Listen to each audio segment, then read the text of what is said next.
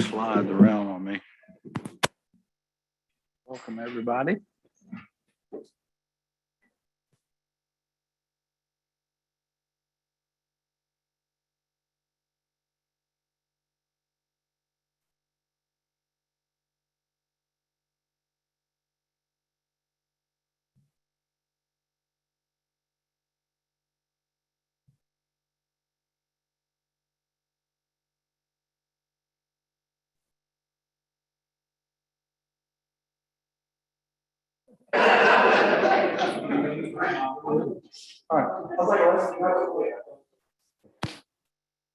Okay, you got 5 o'clock? Are we up on YouTube and everything we need to be on? All right. Welcome, everyone, this evening. I'd like to call this February 9th meeting of the City Council of Charleston to order. Madam Clerk, would you please call the roll? Councilmember Gregg, Councilmember Shealy, Councilmember Saccharin, Councilmember Mitchell, Councilmember Brady, Councilmember Gregory, Councilmember Waring, Councilmember Seekings, Councilmember Shade, Councilmember Bowden, Councilmember Appel, Councilmember Parker, Mayor Tecklenburg. Here.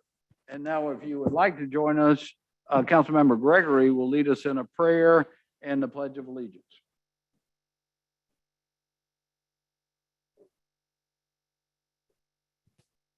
A colleague of mine left on all of our desks the prayer.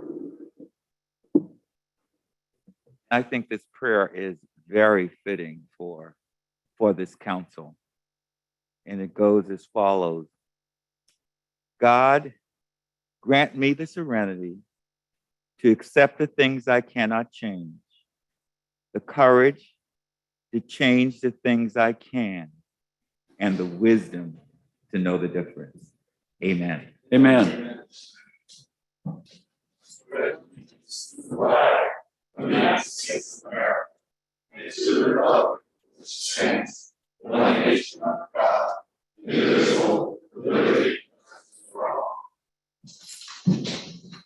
All right.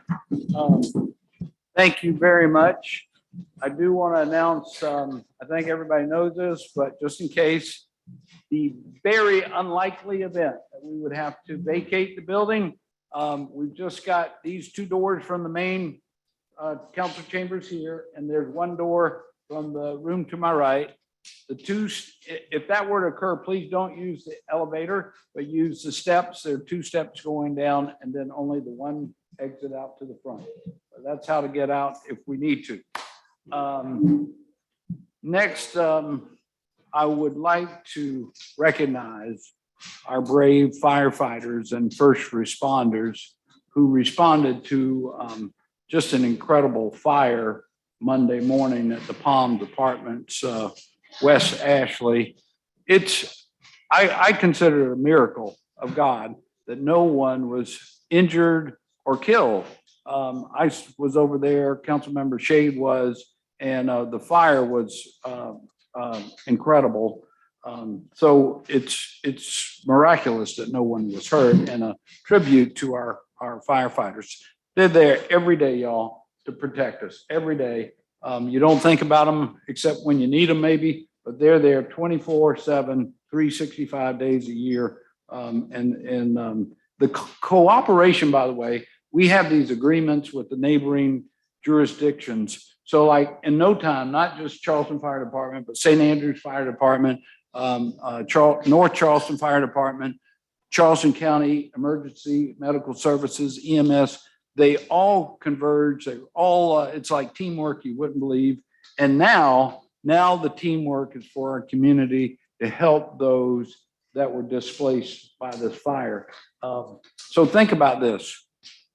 5:30 in the morning, people, police officers and firefighters were knocking on doors, getting people out of their apartments as quick as they can. So people woke up, they had their pajamas on, they might have thrown on a coat, and they went out. And everything, all their belongings were burned, obliterated in the fire in 56 units. 56 units. Those people and families had all their belongings taken away. Now, there's been an outpouring already in our community I'm thankful for. The Red Cross is coordinating. Many houses of faith have stepped forward, other community organizations. I was out there this afternoon. They had to bring in some of those portable rental units just to hold all the donations that are coming in. Very thankful for that. We got to keep it up because it's one thing in the first few days, and then maybe they got another apartment. They got to stay in a hotel for a little while. But think about it, that these, like I said, these folks had everything wiped out, and we want to follow them for the next few months and really help them get resituated wherever they get moved to. And I think it's going to take a real community effort. There are two places that if you're not giving clothes or some non-perishable item that you can donate. One would be redcross.org, and the other would be our own Homeless to Hope Fund that's managed by the Palmetto Project. So it's all charitable donations. All the funds would go straight to the recipients, to those who've been impacted. So I did want to mention that and thank everybody who had stepped up to the plate. Next, I would like to, Councilmember Shade. If I may, Mayor, thank you. I just wanted to echo the comments that you made about that Monday morning fire. It's one of the more harrowing things is to wake up to a text message from Chief Courier about something that's catastrophic happening in literally my backyard. I shared this with Councilmember Waring while you and I were out there, and we met with several of the residents, and you alluded to this. But most of the folks who lived in the Palms apartment, these were not transitional residents. They had lived in these apartments for a number of years. You and I talked to this one elderly man who I think had been in there since the 1970s. And just looking at in these folks' eyes, as they were watching their earthly belongings literally go up in flames, and the look of hopelessness, and that's something that will haunt me for a while. And we're all helpless at that point. I mean, we're helpless as to what we can do for them, as to how we can help them regroup from this. Because your home is your castle. It's a place where you can take off your suit, take off your shoes, sit down, relax, and rejuvenate yourself. And if you don't have your home, and if it's an apartment, it's a house that you have, if you don't have that, there's the essence of life. And you know, we've seen the pictures of tornadoes coming through and storms coming through, and it's a distance to us. But when you see it alive and in person, it really is just something that we need to reconcile ourselves with. And I do want to give out a huge shout out for our first responders. Being out there, watching these brave men and women. It was raining, it was cold. The heat was so intense, even though I was several hundred yards away from it, I was warmed by the intensity of the heat. But these men and women were out there in full gear, fighting that fire. They were on the rooftop, creating I forgot the term that they used, to sort of stop the fire. And I watched them do that, standing on that roof. It's a slick roof with the equipment they were using, and it worked. It was just like all of a sudden the fire stopped because of that.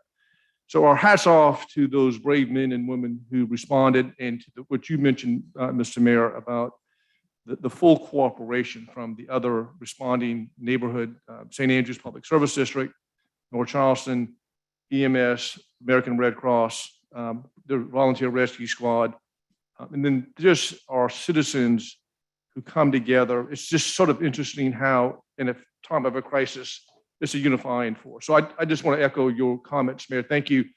You and I were out there going grocery shopping later that morning, and just to get some juice and donuts to these folks, because as you said, they woke up and all of a sudden it was 9 o'clock. They hadn't had anything to eat or drink. So I appreciate all your efforts and what you've done and being out there and responding as well. To the Publix near Peter's house, or the Harris Teeter at 7 and 61. Thank them. I drove over there and they crammed my car full of stuff. But anyway, thank you, Harris Teeter and Publix. Everybody's been pitching in. So next, I'd like to recognize our newest council member, Boyd Gregg. He's the victor of a special election that we had in District 1, mostly over on Daniel Island, but also a part of the peninsula.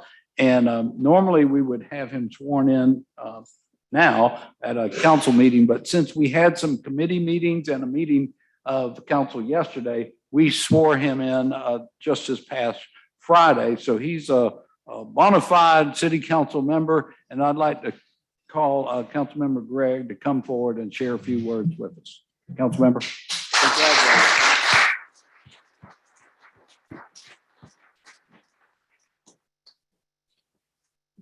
Well, first, I'd just like to thank the citizens of District 1 for trusting me. We had a great turnout in our election. I'm very proud of the message of our campaign. And I think the folks in District 1 showed up to endorse that message. I would also like to thank all those folks that helped me. If you're watching, there are too many to name, but I am honored and overwhelmed that they gave of their time, talent, and treasure to help me. I would also like to acknowledge former Councilwoman Marie Del Chapo. She served this district well and certainly set a high standard for me to uphold. I'd also like to thank my family, 3 of whom are sitting over there, in particular my wife and children. They went door to door during the Christmas season, not probably on their list of favorite things to do, but they did it enthusiastically, and they love me. So I am would like to just acknowledge all their effort and support to me. One of the great privileges of this entire experience has been getting to cross paths with people I never would have crossed paths with. Certainly the 11 of my new fellow council members and colleagues, and you, Mr. Mayor. So I would just say that that I know we're not going to agree on everything, but I do promise to listen. And I hope that I'll be able to call y'all friends, and I hope you would consider me a friend. Lastly, I would just say, hold me accountable to everybody in District 1 and in the city. I'm honored to serve this city that we all love with you. Lastly, a prayer for my life comes from Micah 6:8. What does the Lord, your God, ask of you but to do justice, love mercy, and walk humbly? And it's a good message for us here in this chamber. So thank you very much.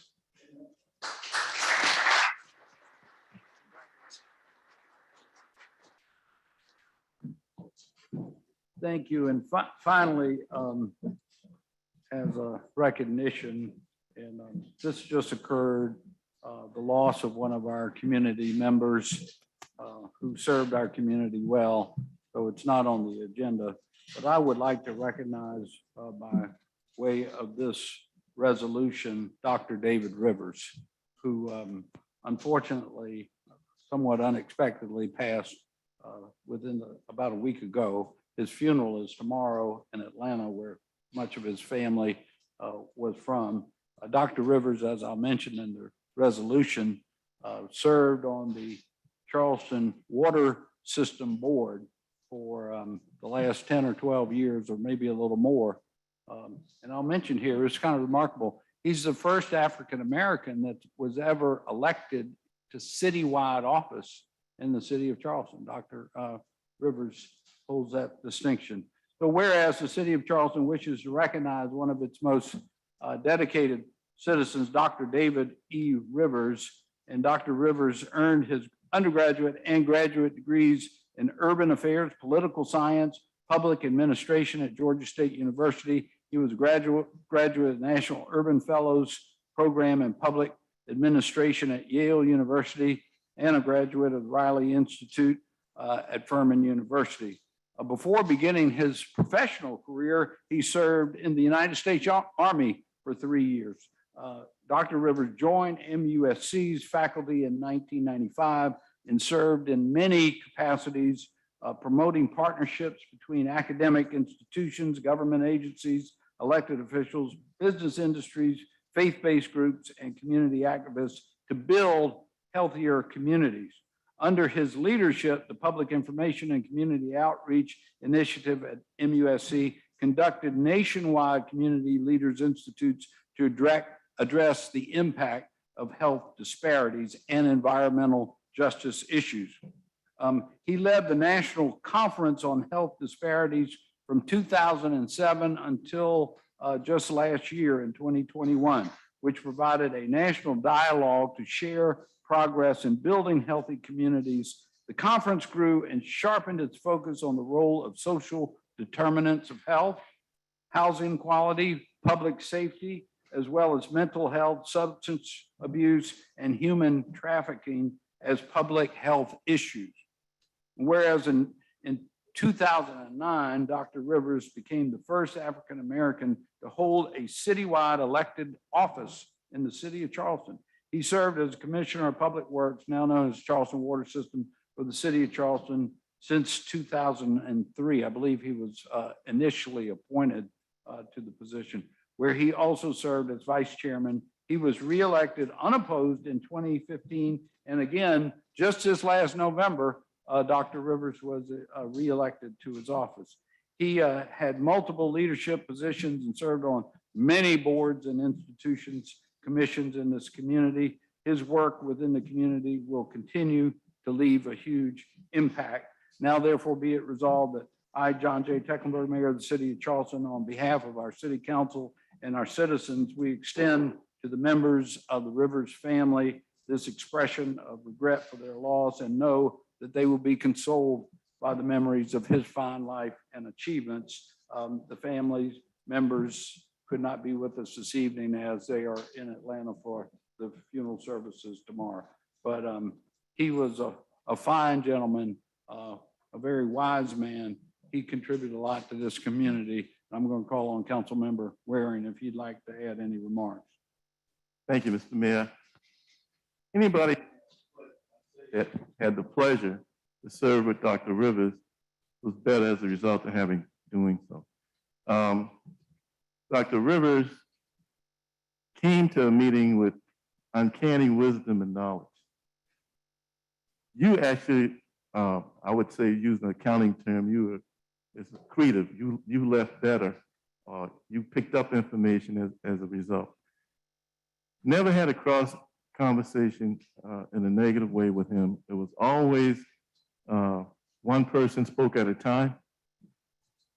And the personality and the goodness that he brought and the difference that he's made to this community, in particular in diversity over at Medical University, his connections from local grassroots all the way to Washington, D.C., made an immeasurable difference. Personalities and individuals like Dr. Rivers, you just don't replace. You thank God that they came your way. Off and on all weekend, the loss of Dr. Rivers have just been visiting me and revisiting me. And I just hope and pray that we all realize the gift that God gave us, because it didn't have to be. Those people don't have to grace your community. But by the grace of God, he came. So I want to say thank you. Thank you for your words, and thank you for the resolution, and our prayers to their family. Thank you. Thank you. Councilmember Gregory. Thank you, Mayor. Dr. Rivers and I go way back to my beginnings at HUD. And through that experience, I really learned a lot. And Dr. Rivers and I became very, very close friends. His political instinct, unbelievable. There's so much that he brought to our city that most people will never know. But the one thing that he helped with was Ashley Tower. And that was $400 million coming to the Medical University to develop that. And David was also the kind of person, okay, we've got the 400 million. How are we going to be able to service the disadvantaged, the minority and women businesses? How can they get a piece of this? And we had several meetings in that regard. And I do think that the Medical University did a pretty good job in terms of making sure that there was that kind of participation. But that just describes the kind of person David is. And like my colleague, since I've heard of his death, it just can't leave me for some reason. It's constant. And it's making me understand that when our work here is done, it's done. And I will forever be thankful and grateful for his friendship. And I know that he will continue to live through all the people that he touched throughout his life. And I would be remiss if I didn't recognize my friend, who I loved very much, who was very dear to me. And I learned a side of him that most people probably have never experienced. Because when he's ready, okay, he puts you in your place fairly quickly. So again, Mayor, thank you for the resolution and the opportunity to speak in his behalf. Councilmember Waring and I had the honor and the pleasure to serve with him on the Charleston Water Service Board. And I knew him mostly through that connection, and he was a remarkable man, really was. So thank you all for that. Next up is our approval of city council minutes from both January 11th and Just the 27th. 11th. Just the 11th. Just the 11th, I'm sorry. All right, any changes, additions, deletions? Hearing none, all in favor, please say aye. Any opposed, the ayes have it. Next up, we're already at our citizens participation period. Thank you all for coming out and sharing with us. I spoke with Councilmember Waring about this just before the meeting because I thought we had a bigger number. We have 42 people total here and online. We have a new policy to limit to 30 folks. So I leave it to council as to whether y'all are willing to extend an extra 12 minutes to let everybody be heard. I think it would be reasonable, but I would move to suspend the rules to allow for each person to have 1 minute for public comment. if it were 60 or 70 or 80, yeah. It's 42, yeah. All right, all in favor, say aye. Any opposed, the ayes have it. Madam Clerk will call your name. When you come to the microphone, please clearly give us your name and address. And I'm afraid we can only limit it to 1 minute each, given the number of folks who have come out tonight. But thank you for sharing with us. Madam Clerk? So we will start with the in-person speakers first, and per the new rules, citizens who provided City of Charleston addresses will be speaking first. Anthony Bryant.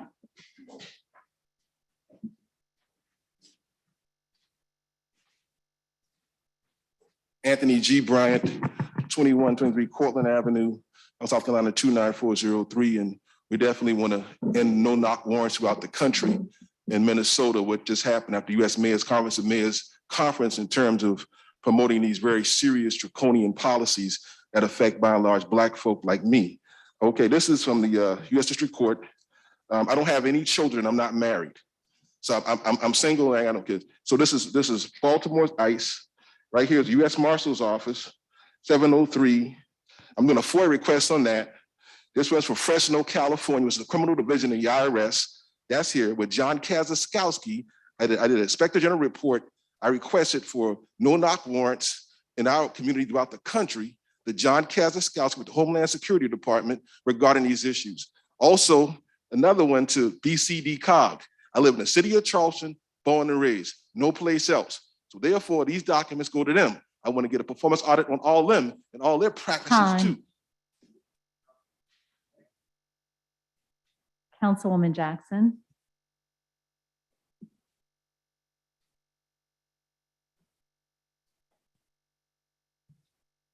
Good evening, Carol Jackson, 1461 Patterson Avenue, zip code 29412. Good evening, Mayor and council members. I'm here, as you can probably imagine, to ask you or thank you in advance for voting yes to adopt the third reading of the ordinance that will create the Human Affairs and Racial Conciliation Commission, along with the what is now called the Amendment A section. It's in your packet under L1 little a. I thank those of you especially who this commission did not come naturally. I know that you have stayed in there and worked hard to come up with the foundation of the work that I know has always been in the hearts of those of us who wanted this commission to see its success from the beginning. So thank you for those that needed to Time. work hard. Nathan Gates. Good evening, Nathan Gates, 759 Rutledge Ave. Also a city employee. I work with the fire department. Some of them are here with me tonight. As you mentioned earlier, Mr. Mayor, incidents in our own community and wells around the country show the need for a professional, well-trained and experienced fire department. As you know, we have 45 vacancies in the fire department currently. We had 6 leave since January 1st. We're trying to remedy that by bringing up our entry level wage from $12.88 an hour upward. What I would ask of all of you is to get the additional 3.2%. So we're up with our non-sworn peers that got to 7.7 as we work towards together to further our entry level pay and redo our pay plan as a whole. Thank you. Brett.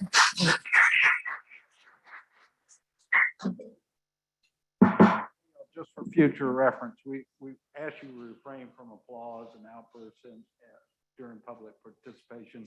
It is in our stated rules as well. So thank you very much. Appreciate y'all being here. Brett Barry. Brett Barry, Canty Lane. Out of the 357 online comments posted to the city's website, roughly 75% were in favor of Caroline Parker's amendment to the commission. If you add comments opposing the commission outright, it's 83%. I see tonight as a win-win. Either you put effective guardrails on this commission, which is a win for moderates, or you pass largely meaningless amendments, which will continue to allow the commission to spew radical recommendations right into the 2023 election cycle. The fake critical race theory amendment being proposed under L1A will not do. It only bans the commission from using the term and allows it to continue to intertwine this racist ideology into its recommendations. The CRT amendment under L1A is only there for political cover, but does nothing. Thank you. Scott Shore.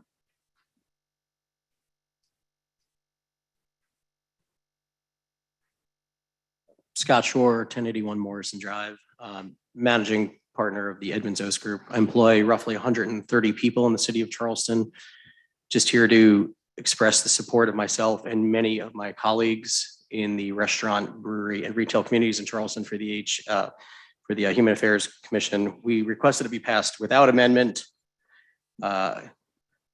Sadly, that seems to be unlikely, but we stand in full support. The community that feed you all stand in full support of this all over town. We ask that you consider it. Thank you. Rennie Forsberg.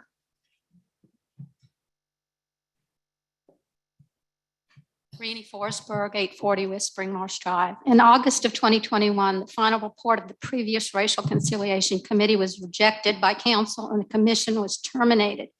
In response to overwhelming public requests for clarification, City Council wisely deferred the vote on the newly named commission in order to revise and ensure that terminology clearly reflects the intentions of this newly amended policy. Council has repeatedly and publicly stated that it rejects critical race theory, monument removal, reparations, along with other, and redirection of police funds, along with other radical recommendations. In support of this council's stated position, we strongly urge you to vote for Councilmember Parker's amendments, which clarify the content of the new report and which clearly state what you propose to achieve. Charlestonians are willing to work together, looking forward and growing as a community. I am a former teacher, and I can tell you that CRT is the worst thing.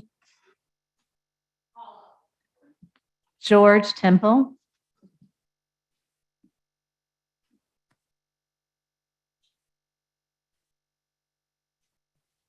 Good evening. George Temple. I live at 758 Sprague Street on James Island, and I petitioned to be in the city of Charleston, along with two other properties that I'm affiliated with. I'm here to support the commission and to ask you to reject any of the amendments in 1B. Support it, vote for it in its current form. Thank you. Marcus McDonald.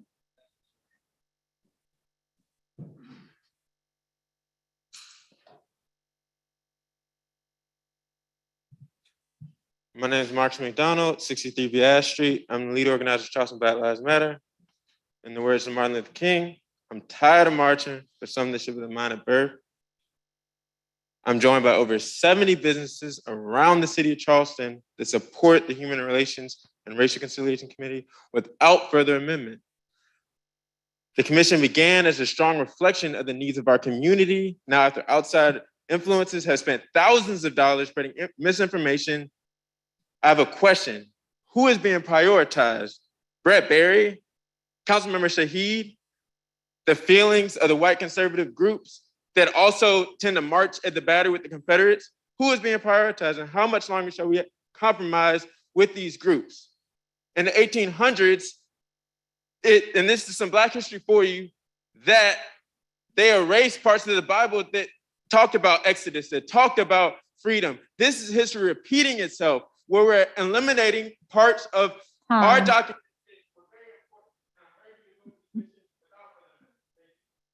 And the last name is Simone.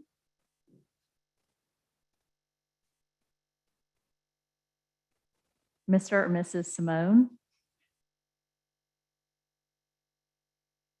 All right, Jessica Wright.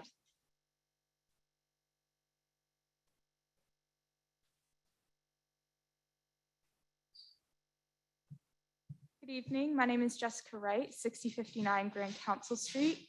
I'm in strong support of the Commission on Human Affairs and Racial Conciliation without amendment, without these restrictive amendments. Councilmember Gregg, congratulations on your victory. You are my representative. I recognize that you represent a lot of rich white people on Daniel Island, but what you spoke about today about crossing paths with people from different backgrounds, I really want you to take that to heart and to listen to BIPOC community members who are asking for this commission without amendment. This is a chance for us for the city to actively be anti-racist. And I urge you and all of the council members here to vote in favor of the commission without restrictive amendments. Thank you. Belvin Olazoff. Hello, Belvin Olazoff, 428 Race Street. I'm here in support of the commission, and I'd like to voice blanket opposition to any amendments that would restrict or limit the terms and topics that the commission could discuss. If a study were to come out saying that repairing homes in underserved communities did more to reduce crime than increasing the police budget year to year, should the commission bury that report? Councilwoman Parker's definition of critical race theory is a belief in systemic institutional racism. Black Charlestonians earn 60% less than their white counterparts, and 42% of Black children here are living below the poverty line. If that's not systemic racism, I would really like to know what kind of racism that is. Charleston is a former keystone of the transatlantic slave trade and a current poster child for gentrification and Black and brown displacement. Please take your responsibility to change the status quo seriously. Pass a commission, don't pass reactionary amendments that would preemptively censor it, and show its recommendations more respect in the future than you have thus far. Thank you. Kathy Delamora.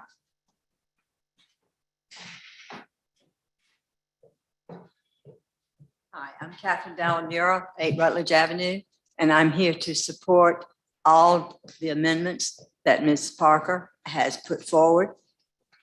You as city council members have the leadership ability to make this the best city that it can possibly be, and you can't do that by dividing the community and taking away the rights of some people and giving it to others. Everybody is equal. You need to get rid of the Marxist, racist CRT and the 1619 policy. You need to take care of the police. give them the money they need to not only take care of us, which they do on a daily basis, but also to take care of themselves. Some of them are paying for their own equipment, I understand. So you need to worry about the infrastructure of this city and the safety of our people. Sandy Morkel.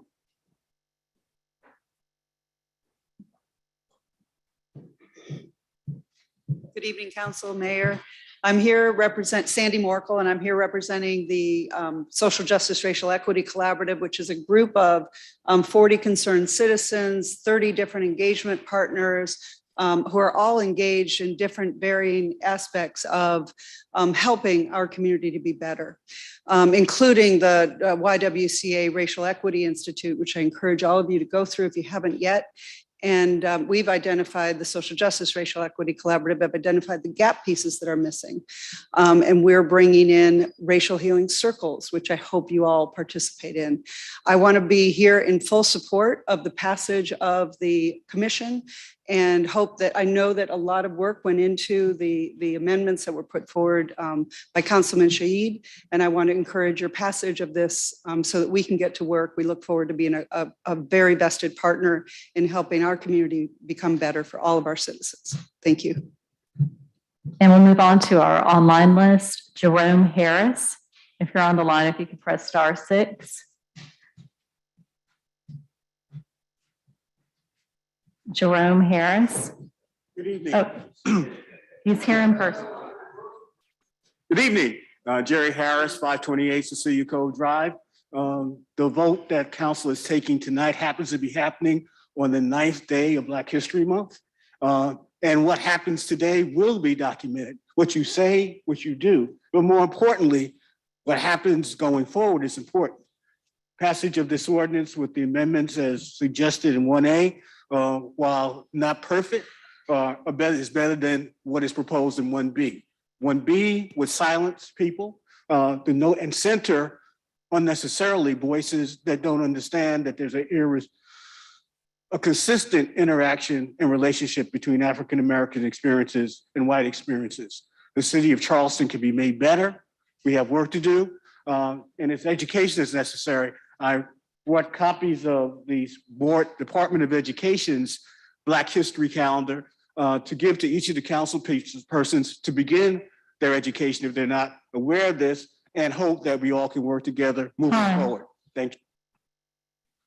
Stephanie Schwartz.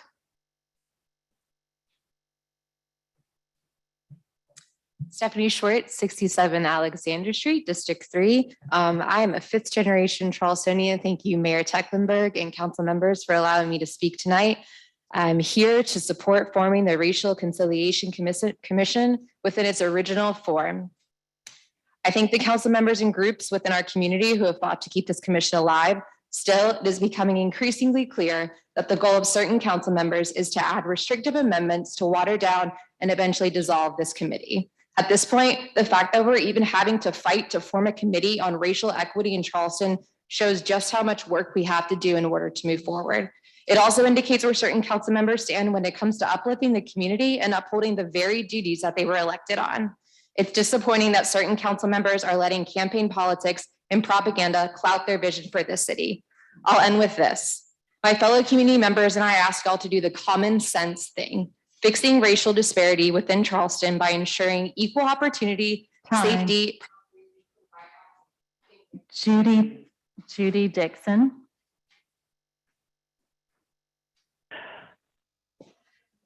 I'm sorry, did you call Katie King? No, Judy Dixon. Yes, this is Judy. Can you hear me? Yes. Wonderful.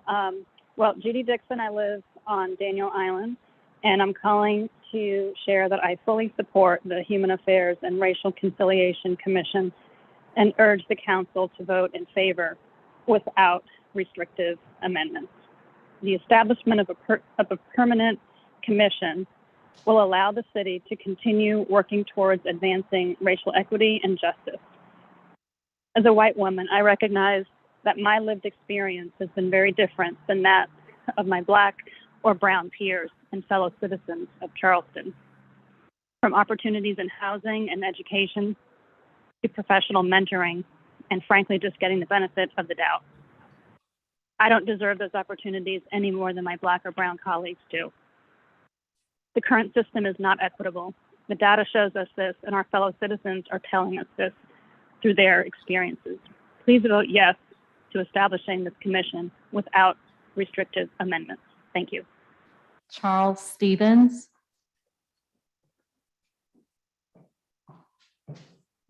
Charles Stevens, James Island, District 6, Councilman Gregory's district. Wanted to start out by clarifying the record. Last meeting, I heard Councilman Gregory say that he had received no pushback from any of his constituents on this commission. I've spoken at least at 2 prior meetings about it, and my neighbors outright oppose this commission as well. But since there's going to be a vote on it tonight, we ask for the council to strongly support Councilman Parker's amendments. Because we think Councilman Shade's amendments simply don't go far enough. And we don't believe that what we heard around here last time, that most of you would agree with the content of Councilman Parker's amendments. And so we ask for your support for her amendments. Thank you. Hayward Hamilton.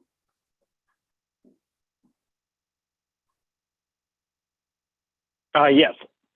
Yes, my name is Hayward Hamilton, and I live in downtown Charleston.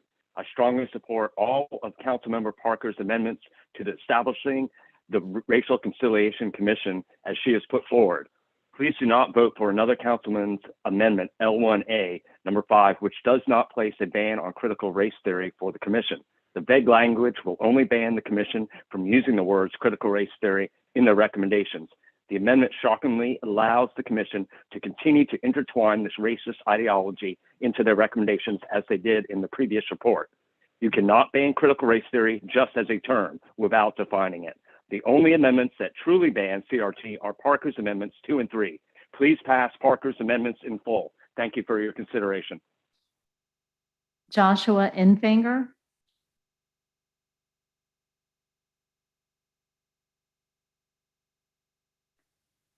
Frank Hardy.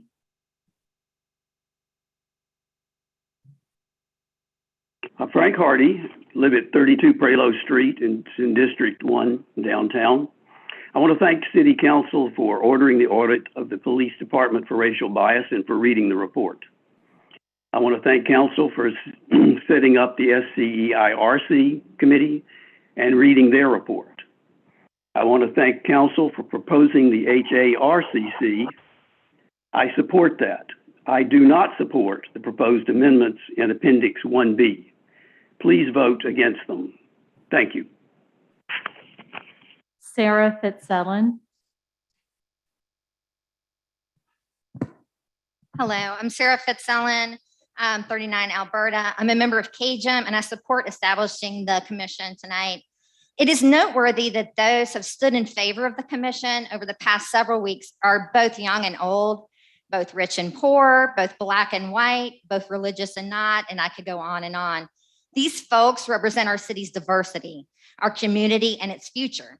And those who have voiced their opposition mostly seem to be older white people, which are the decreasing segment of our community. Let's finally vote to establish the commission without restrictive amendments to prove that we are really a holy city, morally committed to doing the right thing, actively ensuring justice and equity for all of us, and righting the racial wrongs of our past and our present. And digressing on one thing, I feel a little uncomfortable speaking while there is a council member without their mask on, and I was wondering why that was.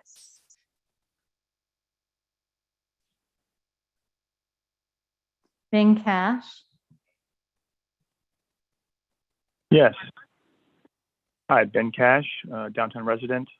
As a business owner, I used to think that my team of employees weren't overly diverse because the talent pool wasn't. That was lazy and ignorant on my part.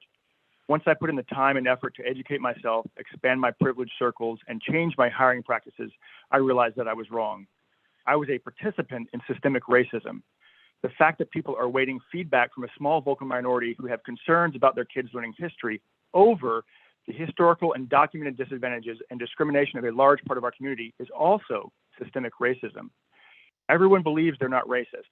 It's not enough to be not racist. You have to be anti-racist.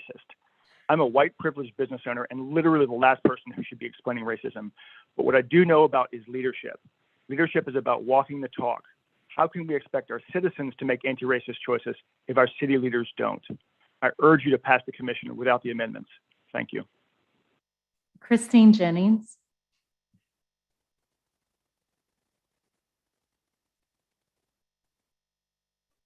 Matt Kressler. Hi, Matthew Kressler, 1419 Riverfront Drive, 29407. I'm a father of 2 daughters at Meminger Elementary and a member of the Unitarian Church in Charleston. And I implore you to vote yes to establish the Human Affairs and Racial Conciliation Commission.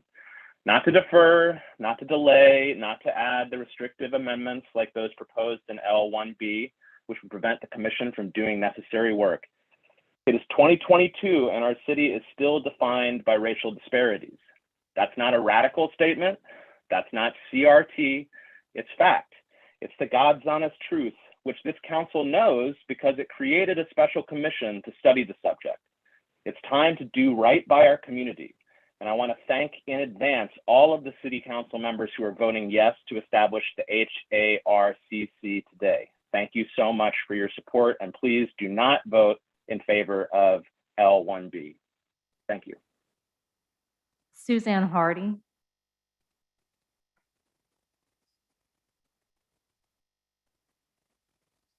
Dr. Bobby Baker.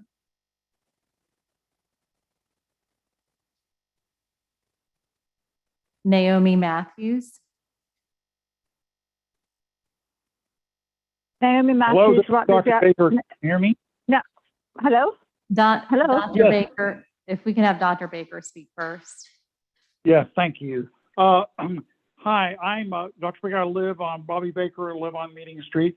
I've spent the last few weeks discussing with certain council members regarding the whole issue of the commission. And it's clear that the report that came out in August is what stimulated a lot of the concern and discussion among everyone. And it's clear that most people believe, including council members, that the many of the recommendations were not ever going to make it to policy because they didn't meet the standards to become policy. So I think it's really important for us to make sure that all these are clarified and the confusion is eliminated. And for that reason, I do support Caroline Parker's amendments to the commission in order to really clarify exactly what we. Naomi Matthews. This is Suzanne Hardy. Can you hear me now? Yes. Can I speak, or do you want to call on me again? The star 6 didn't work. Well, Suzanne Hardy, 32 Prelude Street. The months-long effort to squash the commission and/or water it down to minimize its impact on reducing systemic racism are really disappointing and even disturbing. What are we afraid of? We in Charleston see every day how a rising tide floats all boats. It's time to roll up our sleeves and start working together in a way that makes all of us in our city rise up as we raise the tide of opportunity for all of us. Please vote to establish the commission tonight and strike down the 1B amendments, which are clearly designed to thwart the commission's impact. Thank you. Naomi Matthews.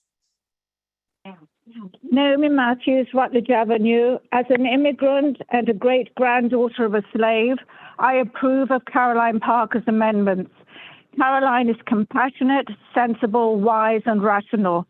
Caroline cares about all the residents of Charleston, and she puts the welfare and well-being of the people over any political agenda. Take her amendments. Thank you. Allison Sutton. This is Allison. Can you hear me? Yes. Great.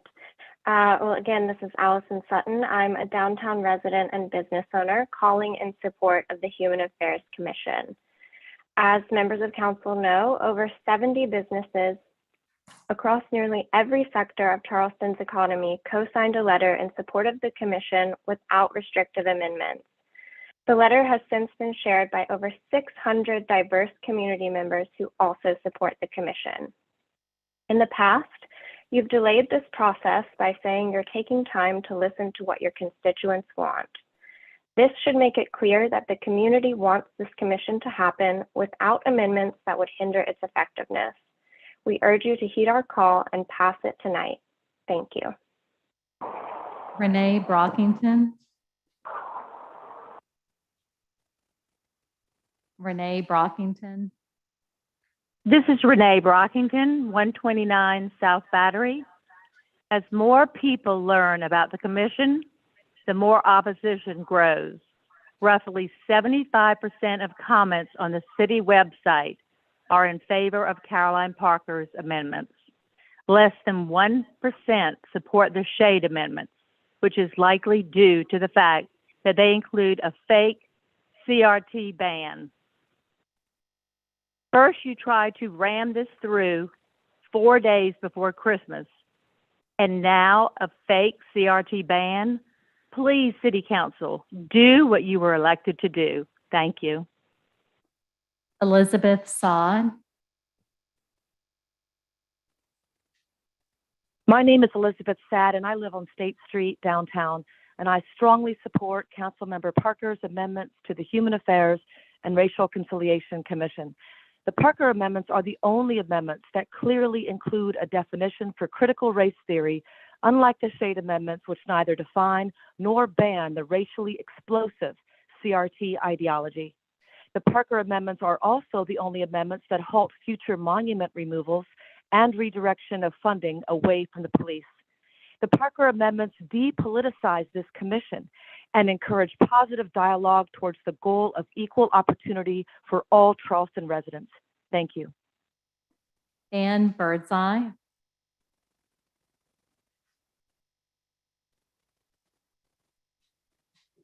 Ashley Smith.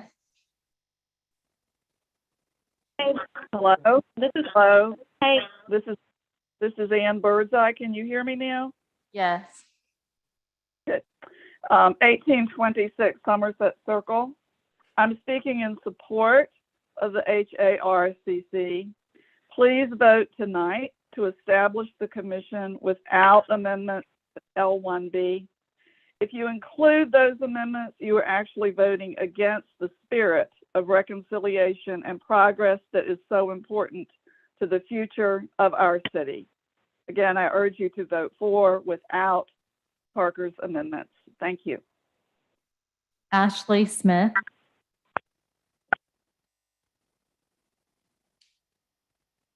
This is Ashley Smith. Can you hear me? Yes. Okay, thank you. Ashley Smith, 16 Norman Street. I fully support the Human Affairs and Racial Conciliation Commission, and I urge the council to establish it tonight without any restrictive amendments. Y'all hear the words equity, inclusion, accountability, and you get scared. For what? You have residents that have continued to show up and voice their support, and 60 plus businesses that signed an open letter showing their support for this commission. But by ignoring your residents, deferring, or voting no, you are adhering to and supporting white supremacy and systemic racism. Also, Caroline Parker, I'm a kindergarten teacher. For the last 2 years, my 5- and 6-year-olds have had no problem wearing a mask, required or not, because they're more empathetic and understanding of the pandemic. If they can wear a mask without complaining for 8 hours a day, so can you. Thank you, and vote yes for the commission without amendments. Michael O'Neill.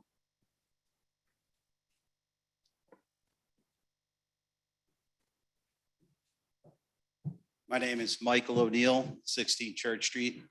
On behalf of the Coalition for Racial Harmony, I again submit our petition with over 1,560 signatures from diverse Black, brown, and white citizens of this city.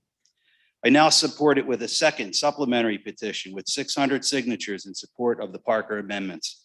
Citizens want to ensure guardrails are adequately placed to prevent CRT tenets and ideology being advanced through recommendations of a biased or rigged special commission. The Parker amendments provide precise language to eliminate ambiguity and outline selection mechanisms that safeguard this commission from going off the rails. Please unite Charleston with good governance, common sense, and compromise to end the divisiveness in our great city. Thank you. Carla Milan. Hello, can you hear me? Yes. Hey, good evening. My name is Carla Milan, and I live at 102 Fishburne Street, downtown. I want to start off by saying that I fully support the creation of the HARCC without any restrictive amendments. I want to use the rest of my time to share some advice. I believe that it isn't a matter of whether you agree with the commission's agenda or not. I believe it is a matter of accepting or denying the truth. I'm only 24, but to me, part of becoming an adult and becoming a better person means to honor the truth, whether I like it or not. Because I've come to learn that the only way to correct something we aren't proud of is to not feel guilt or taking it personally. You aren't a product of your past, you're a product of how you react to it. I say this to make the point for any opposition to the creation of this commission. In the end, the truth will always prevail, the inequality will still exist and be very real for many Black people in this country, regardless of tonight's outcome. If it isn't created tonight, the necessity for it won't go away. Time. It may even... William Hecht.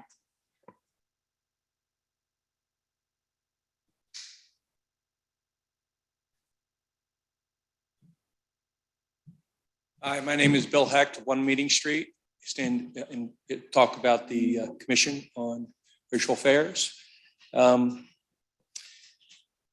like to compliment Council for what they've done the last 2 weeks. I've had firsthand experience in the negotiations to be able to get to a place where amendments could hopefully be acceptable.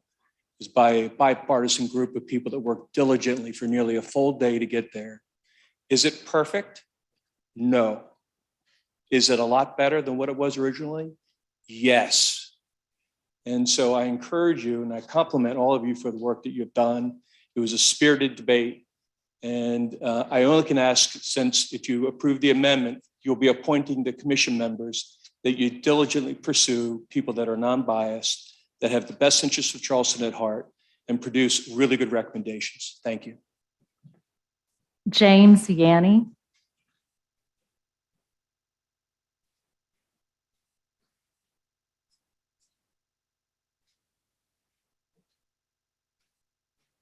Megan Grasmick.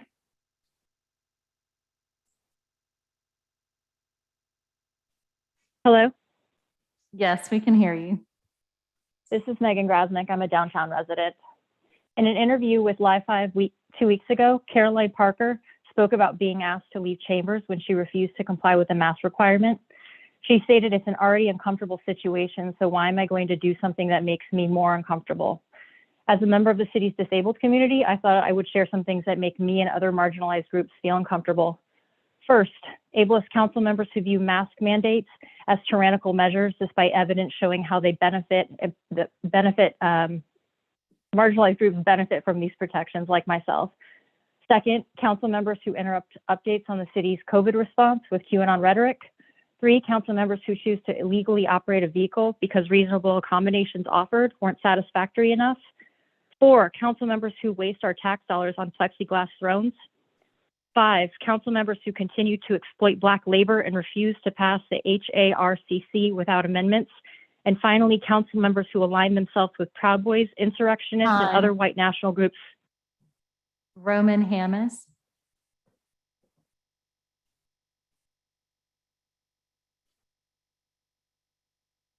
Hey, good evening. This is Roman Hammes, James Island. Please vote against the Human Affairs Commission. I've read the entire report twice, as well as the proposed amendments. Council Chambers is adorned with irreplaceable works of art depicting figures that were important in our history. If the commission is adopted, it will gut the art surrounding you in council chambers over time. This is just one example. If you open the door to the radical left, they will never stop demanding. They will never be satisfied. They will turn this city on its head. The best choice is to shut the door on them now. Please vote in favor of historic preservation and vote no to the commission. By the way, I own 5 businesses and I'm young, not old. If you must vote in favor of something tonight, at least adopt the reasonable Parker amendments. Thank you. Hilary Hutchinson. Hi, this is Hilary Hutchinson. I live at 285 Coimbo Circle in Mount Pleasant, but I worship downtown at the Unitarian Church. I believe we should adopt the HARCC tonight. I honestly cannot believe how long this has dragged on, and the efforts to block it are truly horrifying. This is one small step on the road to healing the racial divides of our history and moving to a brighter future for everyone in Charleston. I would prefer the adoption without any amendments. However, if you must adopt it with amendments, just those of Appendix L1A, and please reject all of those in Appendix L1B, which basically seeks to censor speech in this important area. Joel Sadler. Hey, this is Joel Sadler, downtown resident and co-owner of Sightsee Shop. It involves real risk as a business owner to take a public stance on something as contentious as systemic racism. So how important must it be then to the Charleston business community to establish the Human Affairs and Racial Conciliation Commission without these highly restrictive amendments? When have you ever seen a larger or more diverse cross-section of the Charleston economy speak out with one voice on any topic as what you've seen this week? We are not radical Marxist infiltrators. We are the good folks responsible for just about every reason people love this city, not to mention so much of the tax revenue y'all enjoy. If you aren't going to listen to all the support you've gotten so far, listen to us, trust us. We are not scattershot, copy and paste public commenters. We have skin in this game. Thank you. Alex Stein.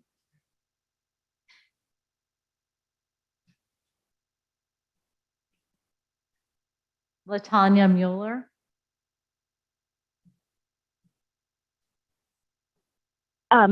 My name is Latanya Mueller, and I am a representative of Charleston Playhouse, which is a brand new professional equity theater here in Charleston. We are proud to support DEIA in the theater industry of our community, developing jobs as part of our staff that focus on diversity and making sure the importance of the work is consciously being developed and implemented. We want to voice our support for the Human Affairs and Racial Conciliation Committee and hope to hear of more positive steps in the near future. Thank you. Katie King. This is Katie King speaking to Council this evening, showing my support of the HARCC. I urge you to listen to Joel, Allison, Matthew, Megan, Suzanne, Ann, Judy, Hayward, Ben, Sarah, Ashley, and I've lost count of the rest of the people, and myself, and the 60-plus area businesses asking for you to vote for the permanent establishment of this commission without the restrictive amendments proposed by Councilmember Karen Lyon Parker. Councilmember Parker, and those of you that are speaking to support her amendments, your racism is showing. And we will move on to the summary of comments that we received. We received a petition signed by 1,566 people titled "Defeat or Postpone Racial Reconciliation Committee Vote, Pending Robust Debate is Necessary in Functioning Democracy." We were not able to identify the addresses, though. We received a petition signed by 592 people in support of Councilmember Parker's amendments for the Human Affairs and Racial Conciliation Commission. We were not able to identify home addresses. We received a letter from the League of Women Voters for the Charleston area that endorsed the formation of the Human Affairs and Racial Conciliation Commission. 147 residents supported Councilmember Parker's amendments. 130 non-residents or residents who did not give an address that could be verified to be within the city limits supported Councilmember Parker's amendments. 3 residents said they supported Councilmember Parker's amendments and opposed the vaccine and mask mandate. 2 non-residents or residents who did not give an address that could be verified to be within the city limits supported Councilmember Parker's amendments and opposed the vaccine and mask mandate. 4 residents supported Councilmember Shade's amendments. 37 residents supported the commission and opposed restrictive amendments. 16 residents supported the commission. 7 residents did not support the commission. 29 non-residents or residents who did not, or people who did not give an address that could be verified to be within city limits supported the commission and opposed restrictive amendments. 8 non-residents or residents who did not give an address that could be verified to be within the city limits supported the commission. 6 non-residents or residents who did not give an address that could be verified within city limits did not support the commission. 1 non-resident supported both amendments. 1 non-resident supported the commission, but was concerned that the commission has been deferred multiple times and also cited the rules for masks inside City Hall. 1 resident asked for online information to be updated and said the COVID-19 measures were unbelievable and asked that the mandates be dropped. 1 resident said that most of the current elected council members were willing to allow the rhetoric of those who wanted the commission to fail instead of the work of those who had invested in the commission, and that the commission was no longer worth the fight. 1 non-resident said they did not support defunding the police and that racial disparities and arrests were not due to racism, and said they were scared to go downtown at night. 1 non-resident said CRT was necessary for an intelligent, well-informed, and successful future. 1 non-resident asked that council not allow the race card to be played in Charleston and said that hate should not be sold for votes. We received 1 emailed comment we were unable to identify the address for in favor of Councilmember Parker's amendments. And 1 resident said they filed a FOIA request and said income was not a protected class and that their right to free speech had been violated. And those are all the comments we received. Thank you so much. And thank you all who attended and gave us your comments this evening, both in person, especially in person, but also online as well. So next on our agenda is move for approval. Appointments to the Housing Authority Commission on Women, our own Councilmember Parker, and the Citizens Police Advisory Council. That was for item I1A through C. Through C. We have a second. Any discussion? All in favor, please say aye. Aye. Any opposed? The ayes have it. Next is a revised resolution certifying 94 Shepherd Street was an abandoned building, so it qualifies for some state incentives, I believe. Move for approval. Any discussion? All in favor, please say aye. Aye. Any opposed? The ayes have it. Next will be a brief update on the city's response to COVID-19. Ms. Tracy McKee is with us. Thank you, Mayor. Good evening, council members. Finally, I think I have some encouraging news to share tonight, which is exciting. There's been a 67% decrease in the 7-day average of new cases over the past 2 weeks. According to MUSC, the Charleston area peaked on January the 15th, and since then, cases have decreased 81% in our area. Yes, I know. MUSC does have a high number of COVID patients, but they're starting to see a decline in those as well. So that's also a good sign. Despite the encouraging significant decline in cases and now decrease in hospitalizations, transmission is still high. And our friends and medical experts at MUSC recommend that the public maintain mitigation efforts for just a little while longer. But all the evidence is very encouraging. Even our city cases are down significantly. We have 14 positive right now and another 14 that are waiting for test results. Assuming that the current strong downward trend continues on Monday, masks will no longer be required for employees that are fully vaccinated, but will be strongly encouraged for everyone. And I'm happy to try to answer any questions. Monday. Yes, sir. All right. Any questions from council for Ms. McKee? Hearing none, we'll move on. Next is our council communications. We have a request from Councilmember Caroline Parker for discussion regarding the vaccine and mask mandate for attendance in council chambers and city buildings, as well as for city employees. Councilmember Parker. Thank you, Mr. Mayor. I asked for this discussion to be added to our agenda because I am very unclear as to the process of this particular mandate, as well as many citizens who have reached out to me. I hope that council or legal will request an opinion from our Attorney General. I hope that can be our next step. I know myself and citizens would like clarification as far as the mandates in council chambers, as well as for our employees. Myself and a certain number of our citizens have yet to be provided with documentation on what power in which the mayor has to impose a measure like this. There was no vote by council. It was just implemented. So again, I just ask, what is the process? I know we have a lot of attorneys in the room. I think process is a big key there. What's the process?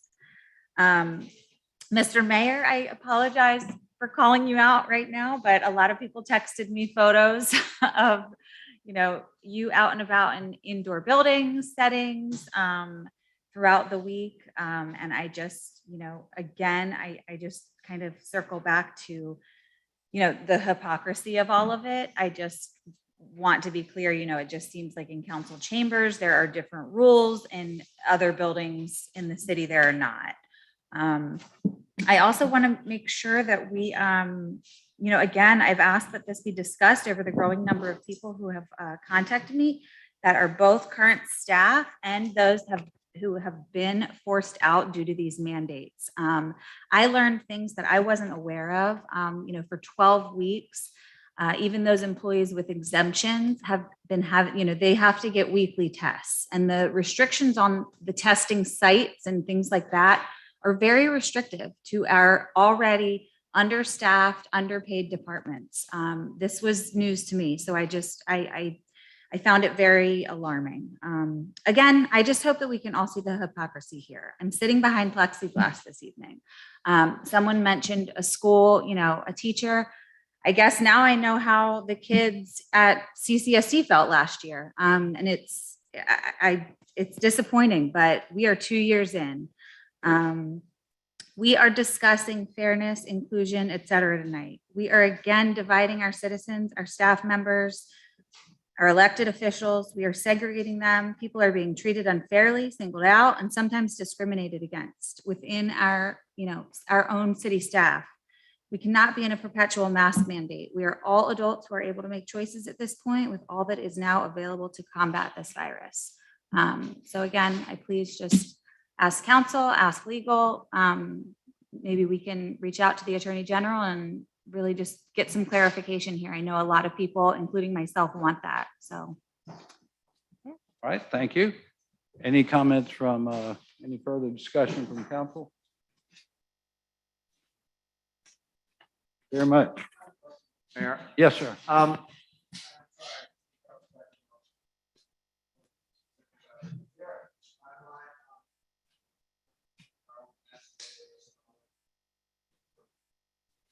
Yeah, as Ms. McKee just stated, And I'm sorry if I missed it.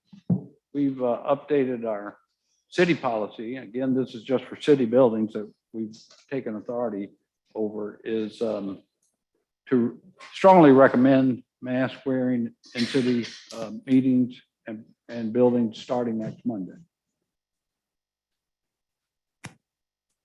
So I will just add, Councilmember Parker, appreciate you bringing this up. From the very beginning of the pandemic, where Dr. Cole and Dr. Cawley at Medical University graciously agreed to meet with me 3 times a week at 7 o'clock in the morning by telephone to give me the most current healthcare advice on this pandemic as it unfolded. We listened to their advice and tried to set our public policy consistent with the advice of healthcare professionals. We've continued to do that through this day. You've requested verbally and in writing legal opinions from our staff. They've provided that. I've seen a copy of it. I presume you got a copy of it. It seems very clear to me. If it's not clear to you and you want to proceed to request an additional opinion from the Attorney General, that's certainly your right. Please proceed. But we feel like we're acting in the best interest of our citizens and our employees. We've been open for business. Here we are. We're 2 years past the pandemic. We saw this huge rise in cases again with the Omicron variant. Thankfully, God bless, it wasn't as virulent or strong as the prior. Most folks didn't get as sick and die, but just the numbers were so high that hospitalizations did about reach what they were during Delta in South Carolina. And the number of deaths, frankly, has continued. I think today was report probable and confirmed was nearly 40 or 50 deaths again. I mean, we're over 15,000 people have died in the state of South Carolina. So I think it's appropriate and reasonable to use the mitigation that healthcare professionals recommend. That includes getting a vaccine, getting a booster, you know, and wearing a mask when appropriate when you're going to be in a setting like this where people are frankly pretty closely gathered together. If you can't social distance, we thought it was appropriate to recommend that. Thankfully, the numbers are coming down, and we've listened to our professionals. I talked to Dr. Richardson with DHEC last week, and she thought it was appropriate that we dial it back.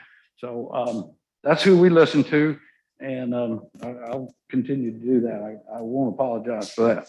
So next on the agenda, unless there's other comment, is our Committee on Public Safety. Councilmember Shea. Thank you, Mr. Mayor. The Public Safety Committee met yesterday. I'm sorry, I think today is Tuesday. Well, every day is a little off, like having another extended vacation during holidays, I guess. This is Wednesday. The committee met on Monday afternoon. We had a very well thought out discussion regarding our noise ordinance. I appreciate legal counsel providing us with information. They did a comparison of other jurisdictions on how they address controlling noise ordinance, and they broke it down into such as music and fiction. You know, one of the things I think that came to our noise ordinances, these are methods as opposed to arbitrary or using subjective standards to make any modifications to those ordinances, but no action was taken on that. The approval for $18,069 between the city of Charleston and the local services was and then approval of an MOU between the Police Department and U.S. Department of Veterans Affairs, which is another extension of that MOU. Move for that to be approved as well. Then we had a report finally from Agent Cash from the Homeland Security outlining the cooperation and coordination between U.S. Homeland Security and our Charleston Police Department on addressing human trafficking in the local. He went through a bunch of statistics and information on that. It's one of those things that I think that we were just not fully aware of the large impact that it has in this, the community. The Charleston community is not immune from victimization of several folks dealing with human trafficking. Finally, we had our annual update on our municipal court system. All of our judges appeared except for one who was actually holding court. I can read you all these numbers, but I just want to say this. Our municipal court staff family is doing a magnificent job of getting our numbers and addressing our court system. As you know, the Chief Justice of the South Carolina Supreme Court is the supreme supervisor over the court systems, and us lawyers have been used to a number of policies and orders issued by him addressing how courts can operate for the past 2 years. In some instances, courts have just been literally shut down, or they've been operating virtually. I was in court today, and Judge Jefferson was in one courtroom, and I was in another, and the solicitor was in another courtroom. The probation officer was in another courtroom. It was done throughout the virtual setting, but we don't have that luxury in our court system. But I can tell you this: when we started looking into this, and our committee was engaged in this process of looking at our numbers, they were extremely high. This is pre-COVID stage. And we weren't making any dents in getting our case numbers down. With the additions of dedicated prosecutors, with the addition of the DUI dedicated judge and dedicated prosecutors for DUI court, Our numbers have gone down steadily. I think our oldest case now is in October 2020 case, but a number of jury trials have gone down, and a number of cases in both livability, DUI, and general crimes has gone down as well. So it's a good report, and I was very pleased to have had all of our judges participate in providing us with an update. And I think our new judge, Susan Medina, is happy to be where she is. Councilmember Seekings. Thank you, Mr. Mayor. Just very briefly on the report from the court system, just by way of historic context for those who are here recently, we asked for court and some of the give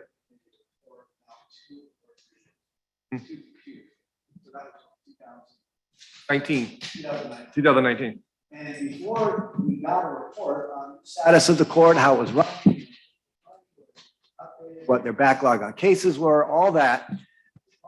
Asked, well, when was the last time you came and gave city council an update on how things are going in the court? And the deputy clerk of the court said, well, I've worked here since the late 70s, and we've never, ever come and given a report to city council. They then went on and proceeded to tell us about an amazing backlog of cases. If you did the math, if they worked as hard as they could, would have been a decade in the making to clear up.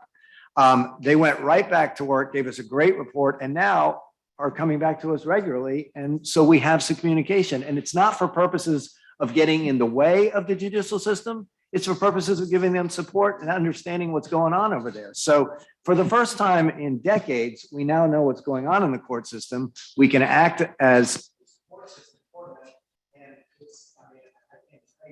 how much better, and just the difference between the report 2 years ago and think what they've been doing for the last clean up the cases, streamline the docket, everyone's on the same page, all the judges were in, they all showed up except one who was working on the bench. It was just a whole different feel when we got that report. And I think that this council receiving reports through the Public Safety Committee will increase the court system and make it a better place for, look, the citizens of the world who come in contact with judicial systems and courtrooms, 99% of them is through municipal city level courts. It's the place we should be our best. And letting them do that really is a huge service to our community. So I just wanted to sort of give you that historic context and let you know, I think that they're doing a great job. And I do echo what Councilmember Shade said. I do believe that Ms. Herdina is in a very happy place. So thank you. And did you mention the software update? This communication with the court, I have right. Completely upgrade the management software that we use in our court system this year. And then I'll just add that one thing along those lines. Councilman Seekins will chime in, but one of the things they talked about was they called for a jury trial, and you've got to have a pool of at least X number of people in order to do a jury trial. In a municipal court, all you need is 6 jurors and maybe one alternate, as opposed to 12 in general sessions court or civil court or in federal court. They had, when they called for a jury trial, 7 people showed up. 7. And of course, if you don't have a jury show up, your court system is going to shut down. It's gotten better in this automated system that I think we're going to be tying in with the existing statewide system. Will have a big impact on that. And one other thought, that when Councilmember Seekins said something, I just needed to add this other thought. There's an old saying that justice delayed is justice denied. We think in terms of only the folks who are appearing as defendants in municipal court. But people who appear in municipal court are not just the criminals who are, the defendants who are charged with the crime, it's the victims. And it may be a shop owner with shoplifting charges. It may be a neighbor with a noise violation. It may be a trespasser. It may be a girlfriend or a spouse with a domestic violence charge. And so they have a right to that case being heard as well. And so if you've got a 2-year delay on that case being not heard, you are depriving the victim of justice as well. So it is critically important that these cases move at a much better pace. And if I might, just one more thing that I forgot. Councilmember Seeking. And Councilmember Shade forgot. One reason, and it's not the only reason why they don't get jurors there. One reason is because guess how much we pay our jurors a day? $5. $5. $5. Who the heck is going to don't live on the peninsula and aren't riding your bike? You can't afford to get there on $5, right? Well, I guess if you took car down, we'd let you on for $2. But so it has been suggested, those of you who are on the budget committee, please be warned that we up the fee daily for those on the jury. The suggestion was to double it to 10. Councilmember Shade, being the generous guy he is, goes, well, I think we should do 25 or 50. Well, I will just tell you the committee objected to that because that's more than we make on this council. So somewhere between 10 and $50 looks like what you're going to get asked to approve. And we really do need to give them a little bit of a stipend. $5. $5 is what you get for being on the jury. So anyway. Thank you for that. Do we need to take action on this committee report, Mr. Chairman? We have a motion to approve the report in a second. Any further discussion? All in favor, please say aye. Aye. Any opposed? The ayes. You'll allow me just two quick comments because they're just related items. We had our mentoring volunteer fair at the Arthur Christopher Gym last Saturday.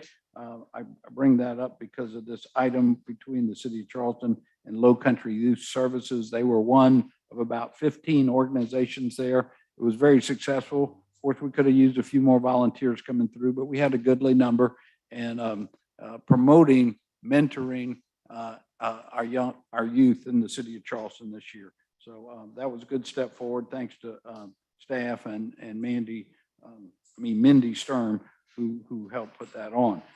Secondly, I did want to note, since we had an item here regarding VA healthcare system, that Secretary McDonough, who's the Secretary of the Veterans Administration, was in town today, and he graciously agreed to meet with me for a little while.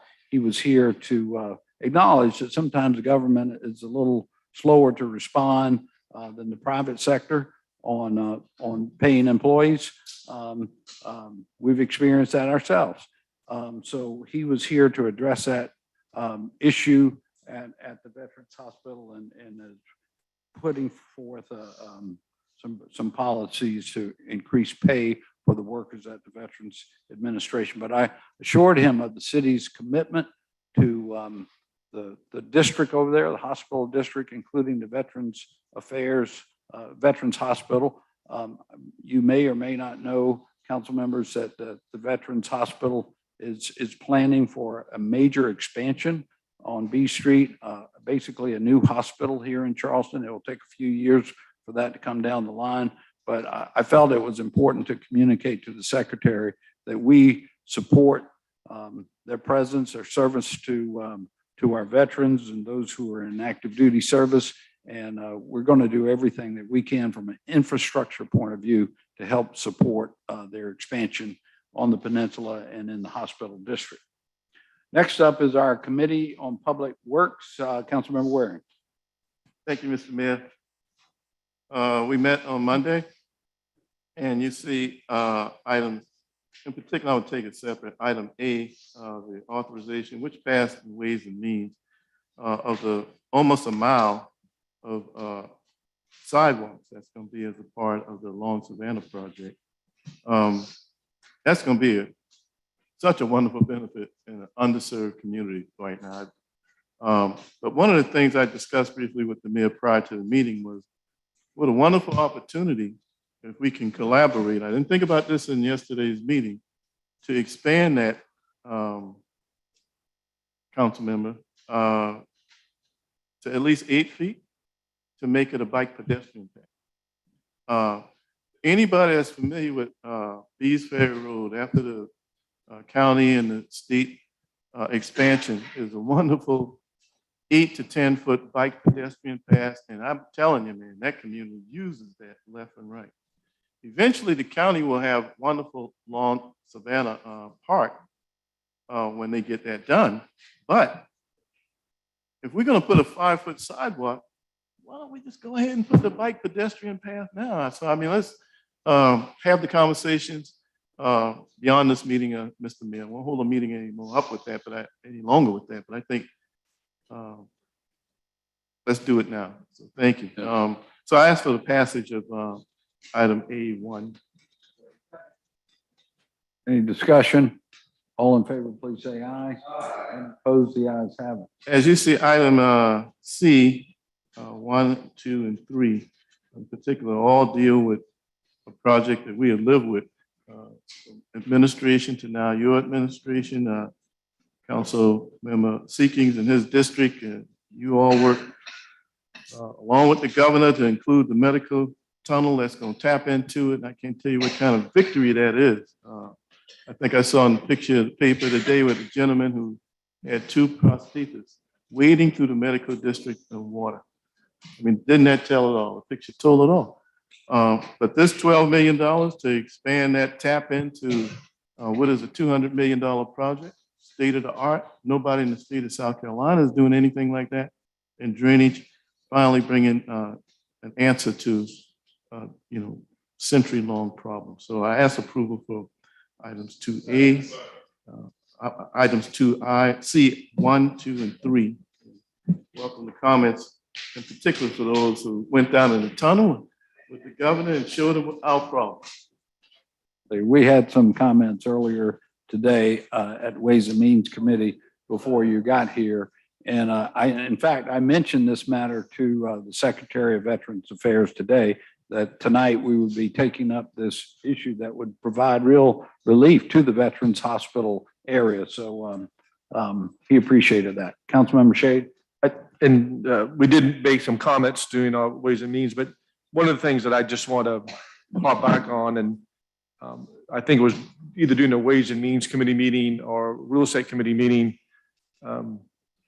Councilmember Moody commented, and it was sort of one of these moments, Houston, we have a problem.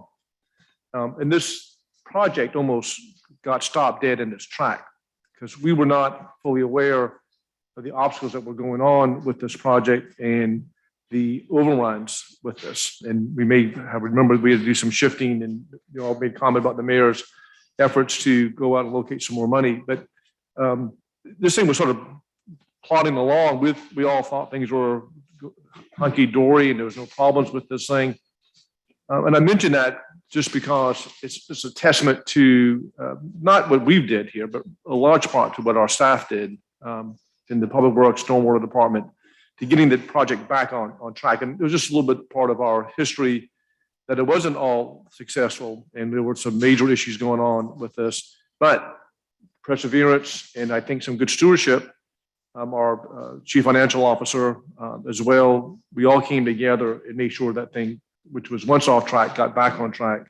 And we are where we are because of a collective effort by everybody pitching in and making sure we got it done right. So I just wanted us to reflect a little bit on that past history with this project and thank God that we are where we are today. Thank you for that comment. You mentioned the staff, and I want to name names, and that's Matt Fountain, our director, but also Steve Kirk and Frank Newham, both worked on this project. And I thank City Council because we proceeded with real expenditure on this project for the design and engineering before we knew we would get the help from Governor McMaster that he promised us and he followed through on. So council, really put it out there to continue that funding so that the timing of this would work out in sync with the bigger Spring Fishburne project, which as it turns in, it's tight, but we're gonna be right in there under the wire along with it. So it's all good. Any other comments or questions? Hearing none, all in favor, please say aye. Any opposed? The ayes have it. Thank you, Councilmember Waring. Next up, our Committee on Ways and Means, Councilmember Gregory. We have a vote for motion for approval. Any discussion? All in favor, please say aye. Any opposed? The ayes have it. Next, we have bills up for third reading. Can I entertain a motion to approve the ordinance to create the Human Affairs and Racial Conciliation Commission? Mayor, I make a motion that, I'm looking at Julia to make sure we go through the technical part of this right. Move for approval of the ordinance as previously amended and for my amendments listed as LA. And I also move that those amendments were listed as amendments 1 through 8 be taken up as a whole. We have a motion to approve the commission along with amendments 1 through 8 that are listed L1. Correct, council member, and we have a second. So the motion is on the floor. Council member Seeking. Thank you, Mr. Mayor. I would ask that we separate the amendments from the approval of the commission until we've heard all the amendments, voting on a commission until we know what the amendments are going to be. Thank you. I second that. Yeah, and I think that's the proper procedure. So go through the amendments L1A first, and then we have to take up then L1B, and then the amendment. I think that's appropriate protocol, and we'll come back after we decide which amendments we're going to add and then vote on the commission as amended. Is that appropriate? So then first up, as it is on the agenda, would be to consider those amendments 1 through 8 that were proposed by Councilmember Shade in L1A, and the motion still stands to take them all as a group, take them all together. Is that correct? That's correct. All right, and we have a second on that? All right. Any discussion on the amendments of L1A? Councilmember Shea. I just wanted to give a brief background on this, Mr. Mayor and members of council. The original ordinance was proposed back in December of 2021. And as we're going through the second, before we got to the third amendment, third reading, I should say, I received a email from some folks calling themselves the Coalition for Racial Harmony. That came on a Friday. Councilmember, please speak a little closer to the microphone, and I'll remind everyone when you speak to try to get a little closer to the microphone. Thank you. And as a result of that email, I met with the representatives of that coalition. They forwarded to me proposed amendments, which I reviewed, which was the Monday before our council meeting. I forwarded them to Councilmember Saccharin and Councilmember Gregory. Councilmember Gregory responded back to those with some additions to that. We then, at our council meeting, gave second reading approval and waited to have a third reading at a later council meeting. In between that, several of us met in my office on Friday, taking these original amendments that came from that group, this Coalition for Racial Harmony, taking those requests and provided the framework for what has been now called the Shade Amendments. We took that. Several of you council members approached me, made additions, made comments to those amendments. And we sat in my office and we went through these one by one for several hours. Some of you who were not present, but still made comments. And we took those comments and suggestions and incorporated to what is now the L1A minutes. I circulated those back to the representatives of this coalition, and they approved it and they accepted it. And it wasn't perfect, as somebody has said, that those amendments were not everything that we wanted or everything that we intended. But in a spirit of compromise and the spirit of bringing this together, those amendments were discussed, debated, modified, revised, edited, commented upon, everything that you would expect to create, hopefully, a unity among council tonight. I can't tell you how proud I am of those folks who came to me, who were ordinary citizens. I also held a constituent meeting, a virtual constituent meeting. Some of y'all were present. I think some council members were there who listened in on that. And it helped us to engage the community in this process. I would ask that these amendments be accepted as a whole. I think it doesn't include everything that all of us want. I think it does give a very spirited idea of compromise. It clarifies a bunch of language that folks were objecting to, and we made that, there was some wordsmithing on that. We added some definition of equity, which seemed to be of a strain to a lot of folks.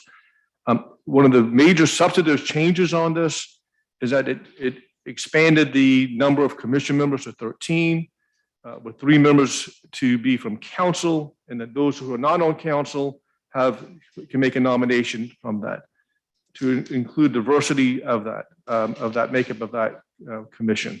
So I appreciate the work that went in with all the folks engaged in this.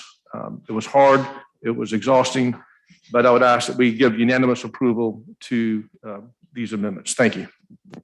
Councilmember Parker. I would like to move, I think we should vote on them individually. We have a motion on the floor to take them together. Okay, so we're gonna have a vote? Yes, we will, unless there's a deferral. I apologize, I don't, I'm new to the rules of order, but yeah, I defer to have them voted on up or down each one, as I thought was gonna be done on all the amendments. We have As a point of motion. order, there's a primary motion on the floor. There's a motion on the floor to take them together. Okay. All right. Any other comments? I'll call the question. All in favor, please signify by saying aye. Aye. Any opposed? One of, Councilmember Parker is opposed. All right. We can have a roll call. Yes, ma'am. Councilmember Gregg, Aye. Councilmember Shealy, Aye. Councilmember Safran, Councilmember Mitchell, Councilmember Brady, Aye. Councilmember Gregory, Aye. Councilmember Waring, Aye. Councilmember Seekings, Councilmember Shade, Aye. Councilmember Bowden, Aye.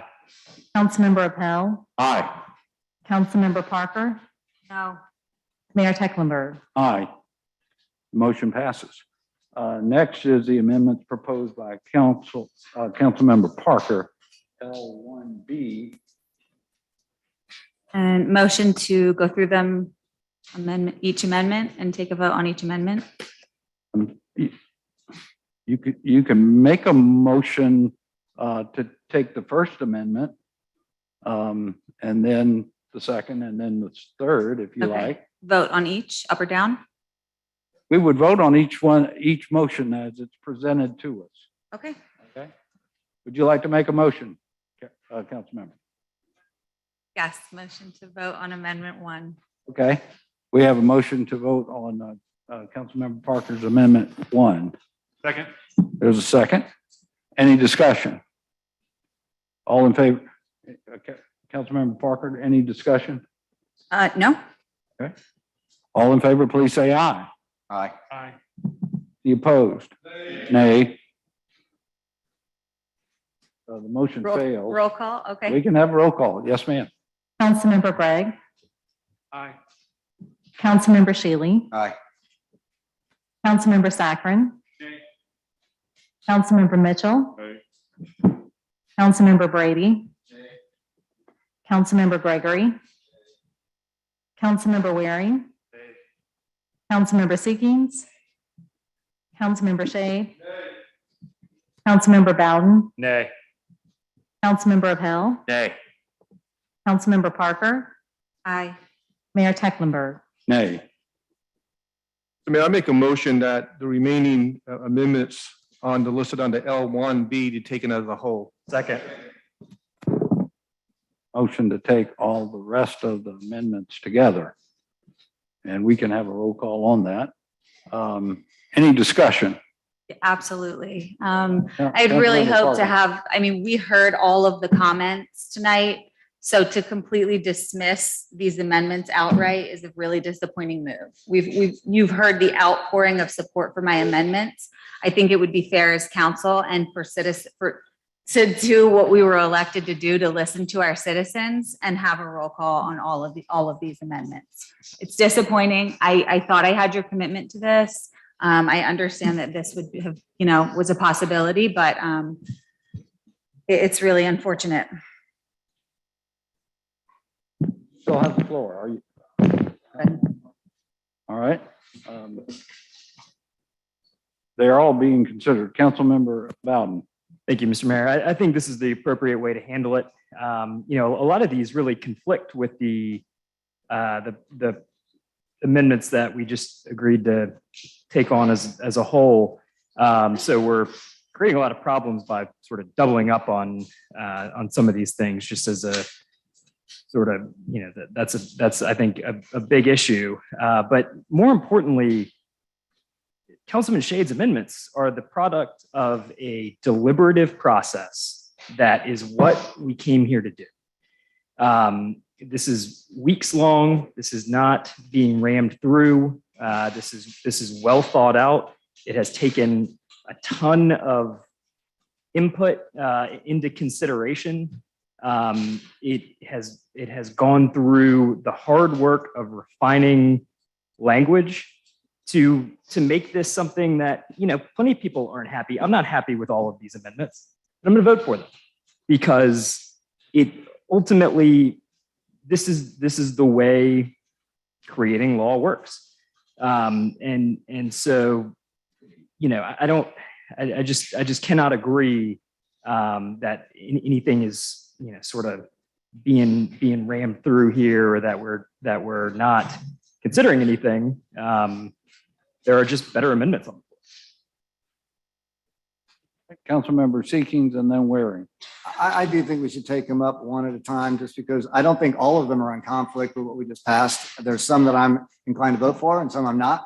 And if we don't do it the way, I'm going to explain my vote on the backside. So I think we should take them up one by one. And we've heard from enough people tonight who want it to be heard. I think I would commend to this council. We're at the end of a long process. Let's finish it off right. Councilmember Waring. I'm in agreement with Councilwoman Parker and Seekings. I know it's been a long process, and I know my colleague and a lot of us want to move forward. But if one thing I'm going to be protective of is freedom of speech. I know Robert Rules of Order would allow us to move forward as a group, but I would ask that we hear these amendments one by one and respectfully have roll call on each one. Thank you, Mr. All right. The motion on, would anyone else like to comment at this time? The motion on the floor is to take the rest of them together. Councilmember Gregory. Can you speak into your mic? Thank you.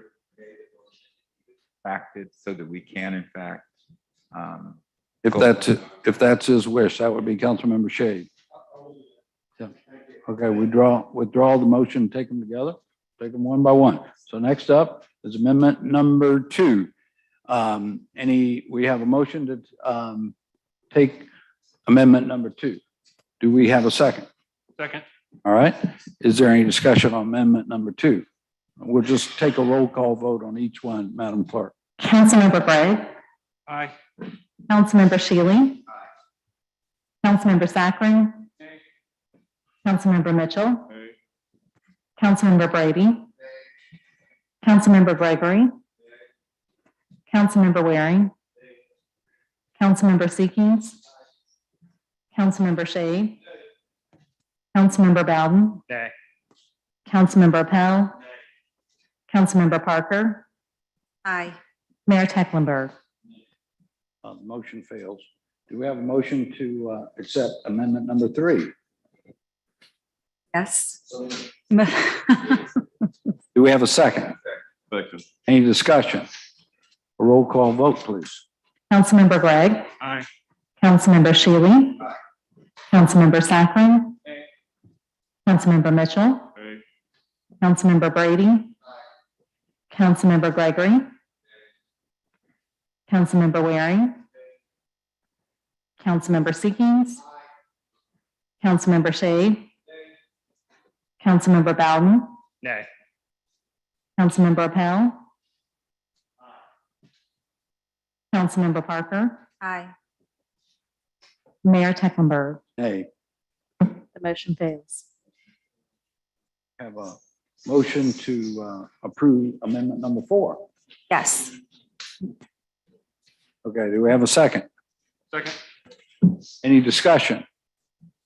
A roll call vote, please, madam. Councilmember Gregg, Aye. Councilmember Shealy, Councilmember Sacklin, Councilmember Mitchell, Councilmember Brady, Councilmember Gregory, Councilmember Waring, Councilmember Seekings, Councilmember Shade, Councilmember Bowden, Nay. Councilmember Appel, Councilmember Parker, Aye. Mayor Tecklenburg. Nay. The motion fails.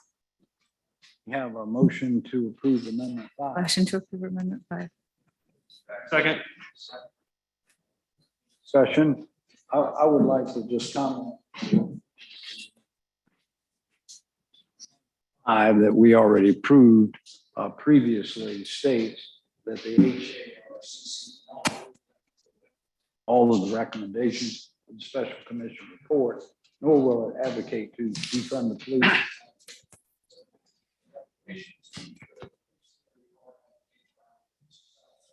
Heritage Act. I point that out just because we've already approved in spirit a number of these amendments, so they're duplicative, and I just thought I'd point that out.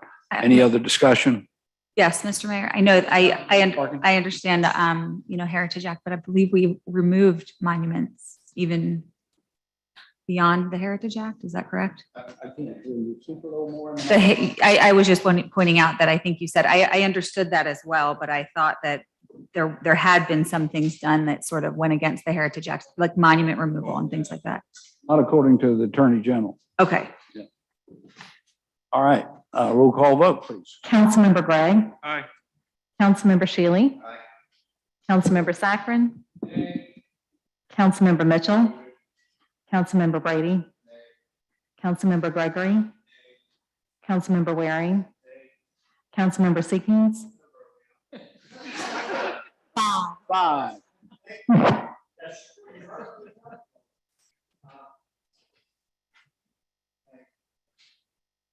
Councilmember Shade, Councilmember Bowden, Councilmember Appel, Councilmember Parker, Aye. Mayor Tecklenburg.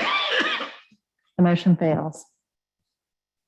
Do we have a motion to Motion approve to amendment approve number 6? Motion to approve amendment 6, please. And a second? Any discussion? Have a roll call vote, please. Councilmember Gregg, Aye. Councilmember Shealy, Councilmember Saccharin, Councilmember Mitchell, Councilmember Brady, Councilmember Gregory, Councilmember Waring, Councilmember Seekings, Councilmember Shade, Councilmember Bowden, Councilmember Appel, Councilmember Parker, Aye. Mayor Tecklenburg. Nay. The motion fails. We have a motion to approve amendment number 7. Here, motion. A motion to approve, yes, motion to approve amendment Gotta 7. speak right up. Do we have a second?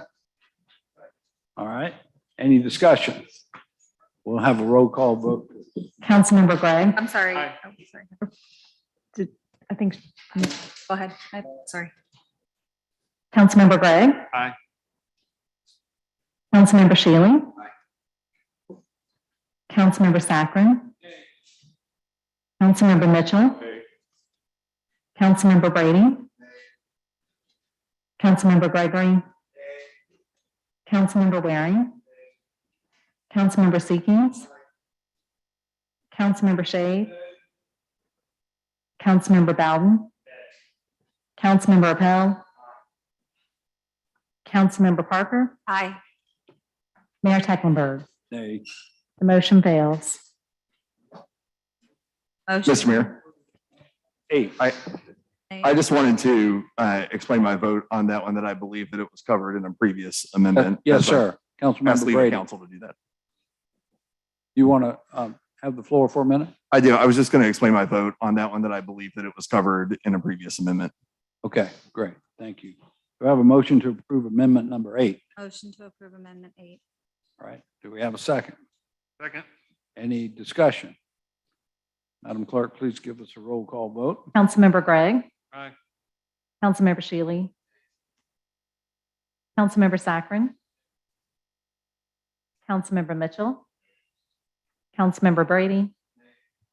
Councilmember Gregory. Councilmember Waring. Councilmember Seekings. Aye. Councilmember Shea.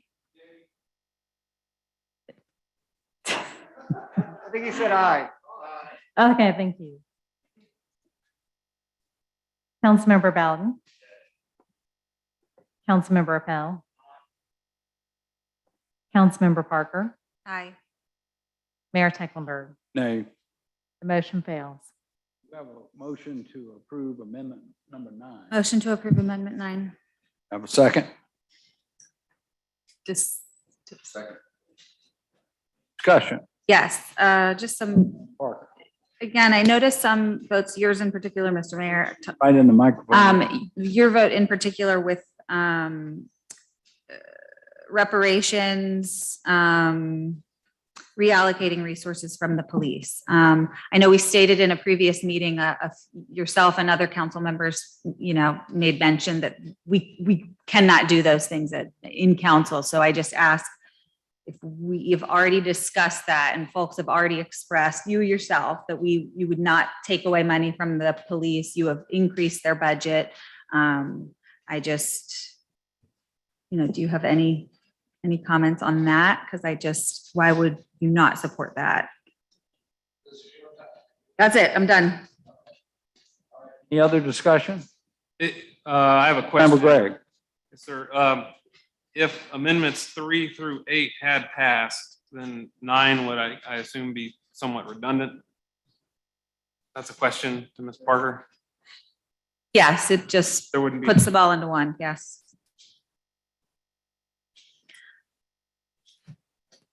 Any other discussions or questions? And we're voting on amendment 9, correct? Yes. Yes. All right, we'll have a roll call vote. Councilmember Gregg. Aye. Councilmember Shealy. Councilmember Saccharin. Councilmember Mitchell. Councilmember Brady. Councilmember Gregory. Councilmember Waring. Councilmember Seekings. Councilmember Shea. Councilmember Bowden. Councilmember Appel. Councilmember Parker. Aye. Mayor Tecklenburg. Nay. The motion fails. We have a motion to approve. amendment number 10. Motion to approve Amendment 10. We have a second. Any discussion or questions? Hearing none, we'll have a roll call vote. I have a Yeah, question. discussion, I'm sorry. I have a question. I'm interested to hear on sort of what. Can you speak into your mic, please? Thank you. Sorry. This one is a little confusing to me. The purview of the commission will include only those within the jurisdiction of the city council. I'm not sure I understand what that really means. Sure, yes. Part of the commission report did include putting, teaching CRT in our schools. And again, at a previous council meeting, both our mayor and multiple council members said that we do not have that authority to teach, to do that. So I'm strictly putting the boundary there in the amendment.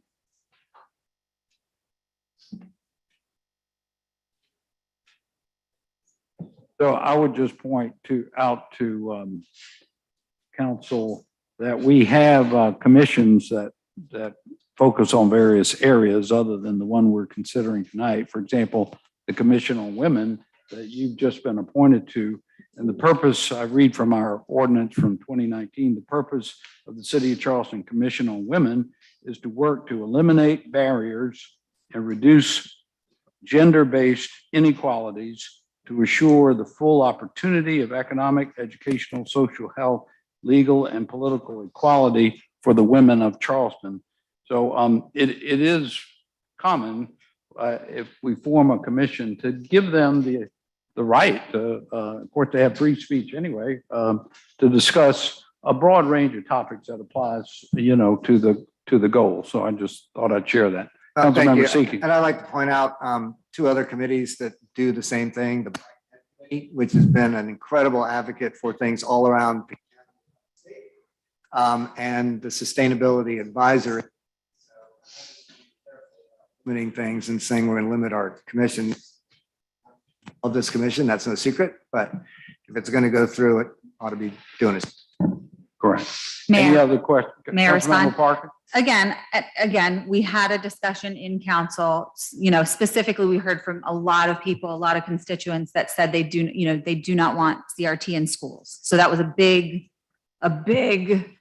topic, right? We heard that over and over and over again. So again, I think that is the big reason it's there, is that it's just removing that option from even being discussed. We don't have the authority to do that anyway, so that's why it's there. Understood. Councilmember Sacrum.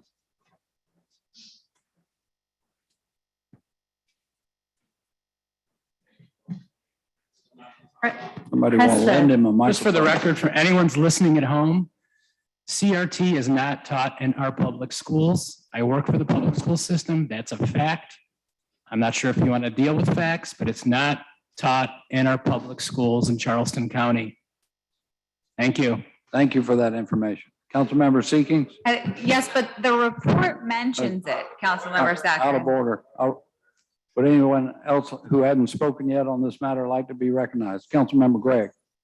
Representing District 1, which also falls in Berkeley County, I would also like to note that CRT is not taught in Berkeley County Public Schools either. But I do want to clarify that. So we've established a fact here tonight that nowhere in the city of Charleston in public schools is critical race theory being taught. All right. Councilmember Parker. Again, everybody laughs, but it was mentioned in the commission report. I'm misunderstanding the report? We're not. It was a point made in the commission report. Councilmember Gregory. Okay, we continually talk about a report, number one, that was not accepted by this body. Number two, and we continue to talk about recommendations which were part of the report, not accepted by council. I just don't know why we continue to go back to something, okay, when it's really not on the table at all. Restricting thought, okay, is a bit short-sighted. And I really think that any commission that we develop should have the freedom to discuss any issues. We've also got to remember, though, the bottom line rests with council. A commission can talk about anything they want to talk about, okay? But when those recommendations come before this body then makes the decision, no commission. And I think that needs to be clear, because I think what we're doing here is we're giving a commission more power than it has. We really are, okay?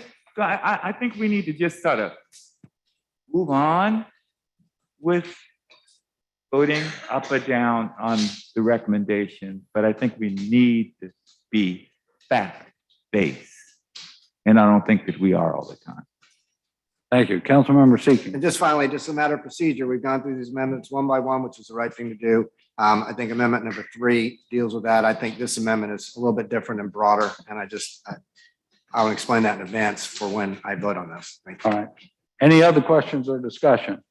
Madam Clerk, if you'd give us a roll call. Councilmember Gregg. Councilmember Shealy. Councilmember Saccharin. Councilmember Mitchell. Councilmember Brady. Councilmember Gregory. Councilmember Waring.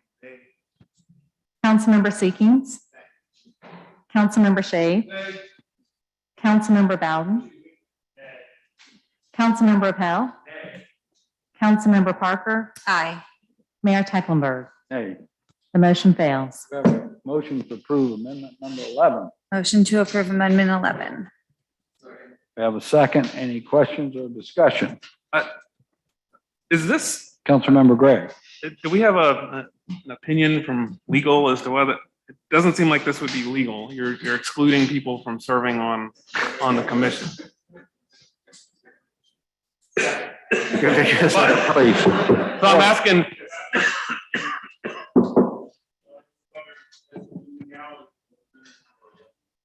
I could call on our council to opine on that. Please come to the microphone.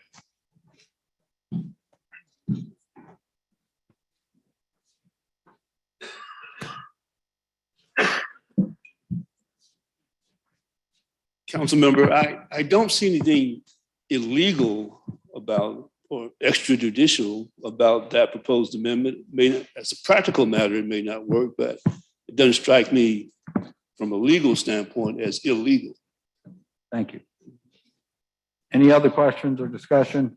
Madam Clerk, if you please call the roll. Councilmember Gregg. nay. Councilmember Shealy. Councilmember Saccharin. Is your micro, still not, there you go. I'm so confused with these numbers. So this is Amendment 11? Yes. Correct. Amendment 11. Nay. Councilmember Mitchell. Nay. Councilmember Brady. Councilmember Gregory. Councilmember Waring. Councilmember Seekings. Councilmember Shea. Councilmember Bowden. Councilmember Appel. Councilmember Parker. Aye. Mayor Tecklenburg. Nay. The motion fails. Motion to approve amendment number 12. Motion to approve Amendment 12. Second. And any questions or discussion? Councilmember Shade. This has been one of the amendments that bothered me the most that were presented. And I'm gonna call on Councilman Waring to help me out on this one a little bit. Not too long ago, we had a very spirited discussion about the Planning Commission and the ability to override a Planning Commission report by 2/3 majority of council. 75%. 75%. And Councilmember Waring sort of carried the banner on that, and I initially was not on board with that because I had a different feeling as to the purpose of and the origin of that. This amendment, if it is proposed, is in and of itself discrimination. I want you to think about that for a few seconds. There is no other commission, committee, board that has this kind of requirement. And we're talking about a commission to look into racial inequality, racial discrimination. And now we're called upon to have a commission, as proposed by this amendment, that has a support of at least 2/3 of the majority of members on the commission. And I thought about that for a while and through my mind a little bit as to why would you want to set aside and create a different class of folks to vote on a commission report, which in and of itself is discrimination. And I've seen all of the text messages that were circulated today calling on the so-called Parker amendments and calling on opposing the so-called fake shade amendments. And that doesn't bother me at all, how they want to classify that. That's par for the course of the campaign to prevent this misinformation. We're going to, after this last amendment is discussed, we're going to then vote on the commission itself. But when I saw this, it just reaffirmed for me the absolute need for this commission. Because it just reaffirmed that we are still grappling with this issue of not just equity, but equality. Why would we add an extra burden, a supermajority vote, for the commission members to approve any recommendation? Why are we creating a separate class to do that? What is the purpose of that? I mean, I can read, it says this changes will provide clarity for the public and foster greater or broader support for this commission and its mission. How does it do that? What it does do, though, however, is send a very powerful message that when it comes to racial conciliation and racial equality, we're going to make it harder to come up with a recommendation. And that is per se discriminatory. Per se discriminatory. My lawyer had to correct me. Order. Thank you. Any other questions, comments? Councilmember Waring. Mr. Mayor, my colleague, I tell you, I couldn't address that better than you had. But while I sat and I listened to the comments over the months on this, in particular tonight, I thought about the 1787 compromise, where the Constitution came together and they're trying to figure out votes. You had this big population of slaves in the South, and obviously white elected officials wanted to enhance their position in the House of Representatives, in our Congress. Learned people figured out that this compromise, you would count 3/5 of every African American. Now, they couldn't vote, but for you to be able to get a seat in Congress, we're going to count them for that. Then we came along with the Dred Scott decision, which said a freed African American, and he's already bought himself out of slavery, was not a citizen. Learned people in the Supreme Court came up with that. And I'm sure they articulated their reasons why. They were wrong, but it was very articulate. Plessy versus Ferguson. Learned people in the Supreme Court came forward and said separate was equal. Now, they didn't send any of their kids to the dilapidated education facilities. But learned people, these were not ignorant people, said that separate was equal in this United States. Now, today we know that's not the case. Thank God for Brown v. Board of Education. And then I thought about when I was 12 years old, we integrated St. Andrews Junior High School right here in West Ashland. And when integration took place, you had kids from first grade. My sister was the first child, African-American child, to integrate Orange Grove School. That's right. And as a 6-year-old, she got egged by older kids, waiting for my mother to come and pick her up. That happened in 1967. So see, some of this discrimination that we're talking about, we're not talking about 300 years ago. We're not talking about 400 years ago. There were learned people that came up with that. As a 12-year-old, I went to St. Andrews Junior High, and there was this contingent on the corner of Boone Hall Road and William Kennedy Drive. And they were shouting to the top of their lungs. And they used the N-word to go home. But the school had 1,100 kids in it. The majority of those kids in there, in that school, I see some of them today. They're grandparents just like I. And we're friends as a result of that experience. The loud voices that shouted at obscenities for us to go home were not the majority. So when I thought about a lot of the people that does not want this commission to begin, and I heard about the petition of 1,400 and 600 and 700, we have 150,000 citizens in the city of Charleston. It is a vocal minority. When I went up to the University of South Carolina in the 70s, Wilbur Johnson was in law school. I was an undergraduate at the time.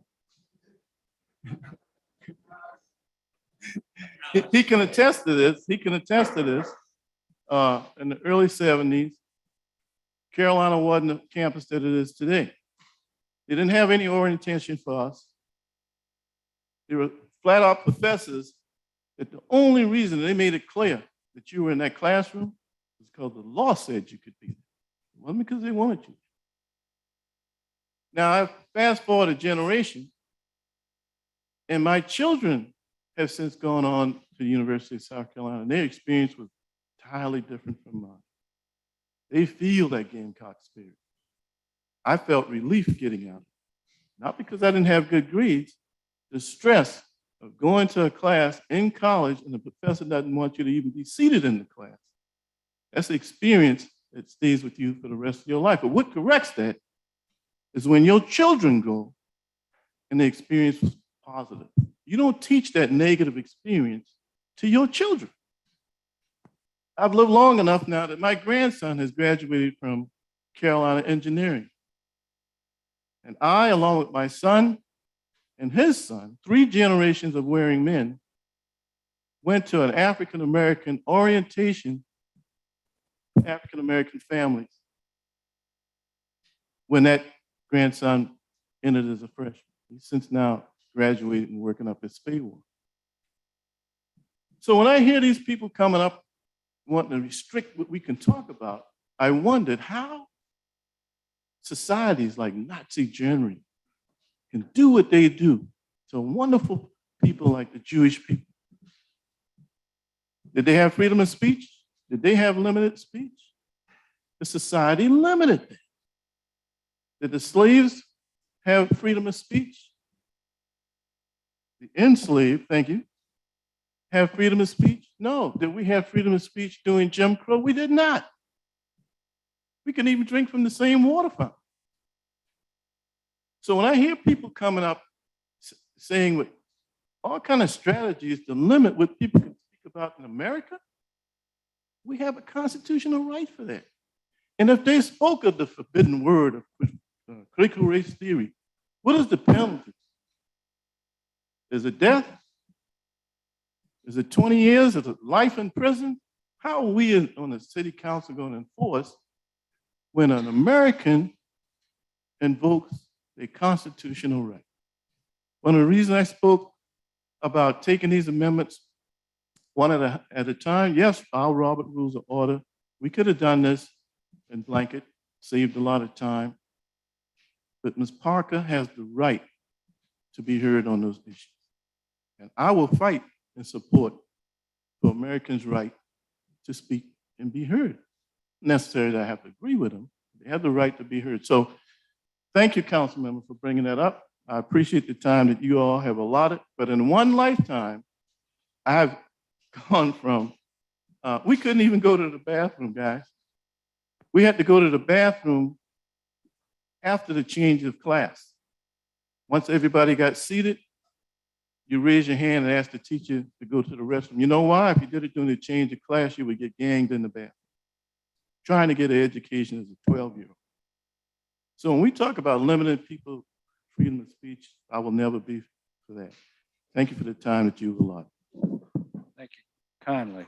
Any further questions or comments? Councilmember Parker. Yes, and Mr. Councilman Waring, thank you. I appreciate that, and that was a, thank you for sharing that story.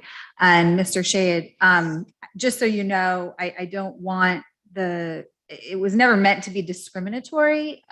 Again, rules of order, the way I understand it, some council votes are 2/3 majority, right?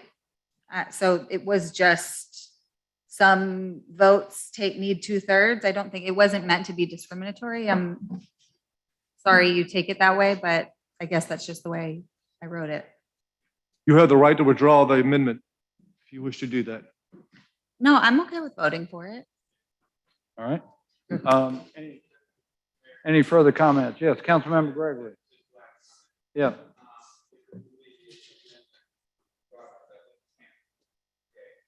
A lot of things, that happened, okay, and that it wasn't intentional. But the impact was discriminatory and deadly to certain populations, including women. So, intention is fine, but I think when we think about things, we need to take it a little further and determine the impact that it might have on protected life, including women. So I think we need to be clear. It may not be the intention, but it's the impact. All right. Any further comments or questions? Hearing none, Madam Clerk, if you give us a roll call vote. Councilmember Gregg. Councilmember Shealy. Councilmember Saccharin. Councilmember Mitchell. Councilmember Brady. Councilmember Gregory. Councilmember Waring. Councilmember Seekings. Councilmember Shade. Councilmember Bowden. Councilmember Appel. Councilmember Parker. Aye. Mayor Tecklenburg. Nay. The motion fails. And now can I entertain a motion to create a standing Human Affairs and Racial Conciliation Commission in the city of Charleston as amended with the amendments of L 1 through 8? No move. Any further discussion? I would, I'm gonna vote. Councilmember Gregg. Yes, sir. I'm gonna vote no, but I wanted to explain my vote quickly. Yes, sir. I know that all of us in this room want the best for our city. We unfortunately just disagree on some of the means and methods by which we do that. I read through the initial report and felt like there were some very good recommendations in that report that we could take action on right now, and believe that's what we should be spending our time on, is taking the recommendations from that report and taking action on them. And I believe that this commission is just delaying some of the actionable things that we need to be doing to improve these communities and these people that we're trying to help. So I'm going to vote no. I would like to also speak to amendments 3 through 8. I didn't read that as a restriction on free speech. I just read that as the commission wouldn't be allowed to produce policy which discuss these things. So that's where I stand on the issue. I just wanted to put that out there before. Yes, sir. Thank you. Councilmember Mitchell.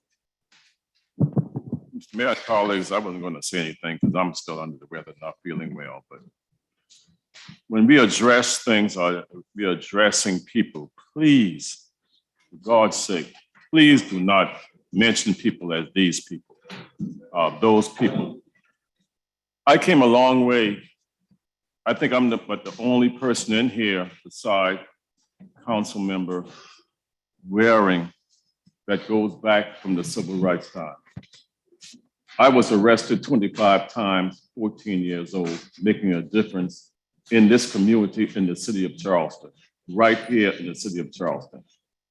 Got all the rotten eggs thrown on me, got all the urine out of people's bathroom throwing on me, calling me all type names, and marching up and down these streets, not only African American, but also my white counterparts was getting the same treatment I get because they was calling them in person for being with us. And this was right back there in the 60s. Wasn't that long ago.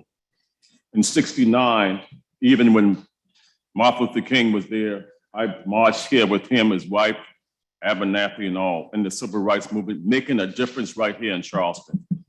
On King Street, as I talked to Councilman Shade and Councilman Pell, I work at those stores that their grandparents own and their family own on King Street. Every store on King Street, I work as a tailor. I went to Burke School, which was a industrial high school with all the trades, more.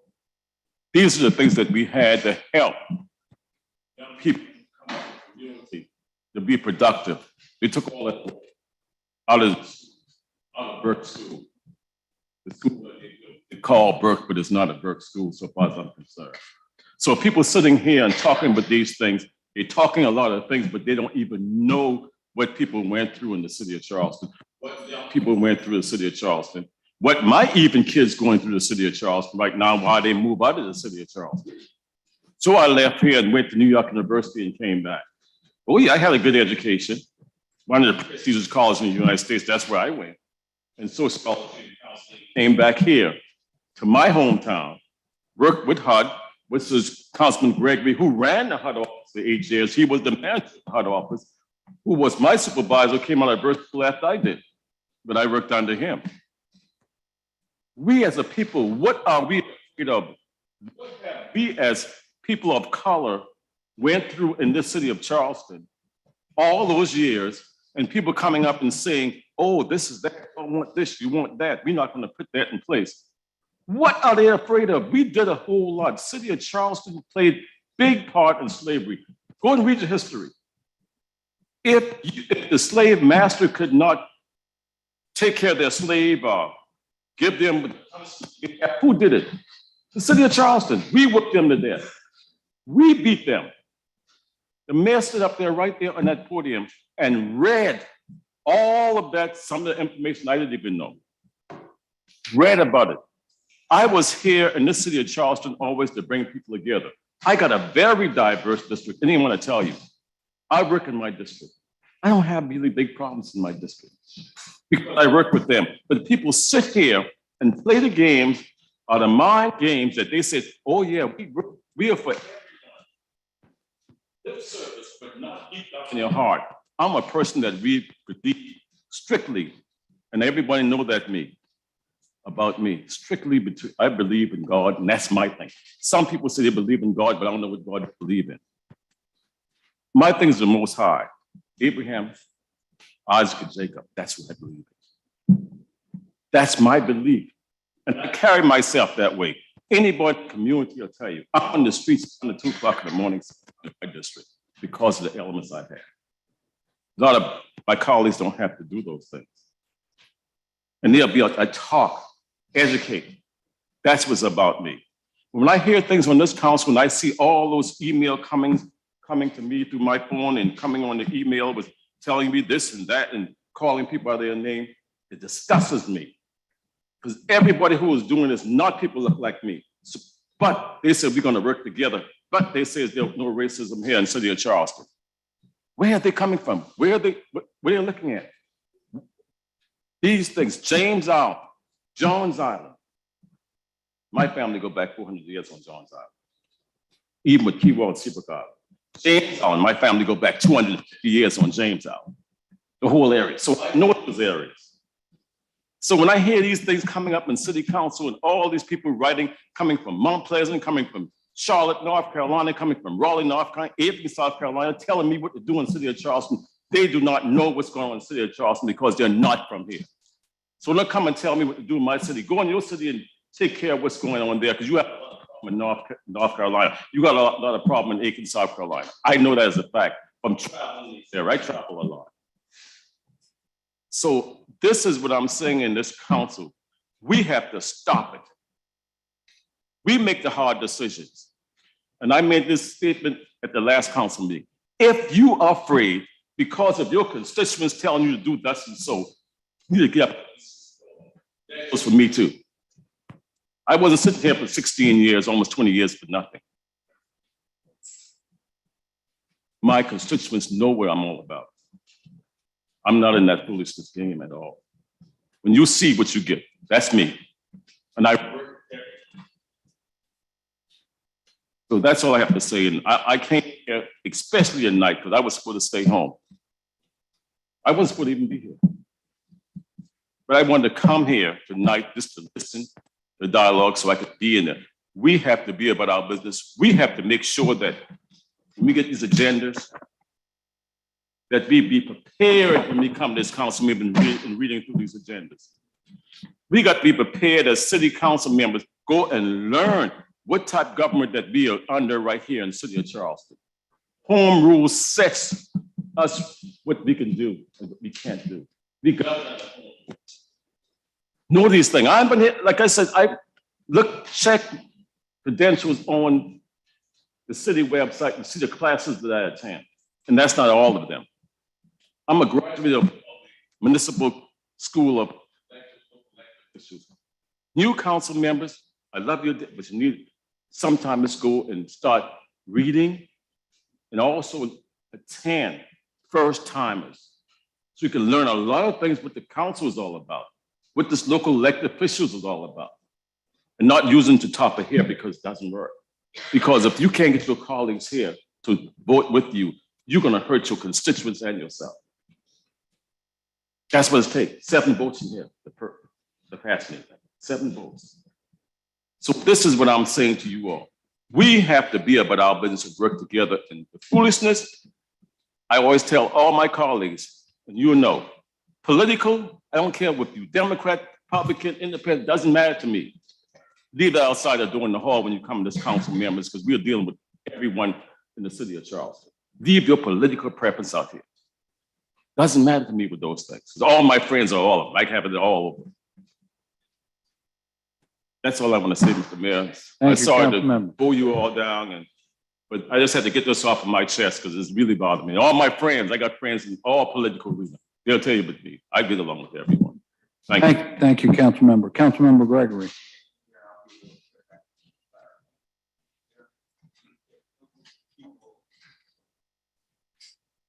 Called slaves. Let's just be clear. They're enslaved people. They're not slaves. And Councilman Gregg, I understand, you know, believe it or not, when you use terms like those people, okay, I understand what you meant. I knew, trust me, but I'm just saying, in the future, okay. I intended to say the people.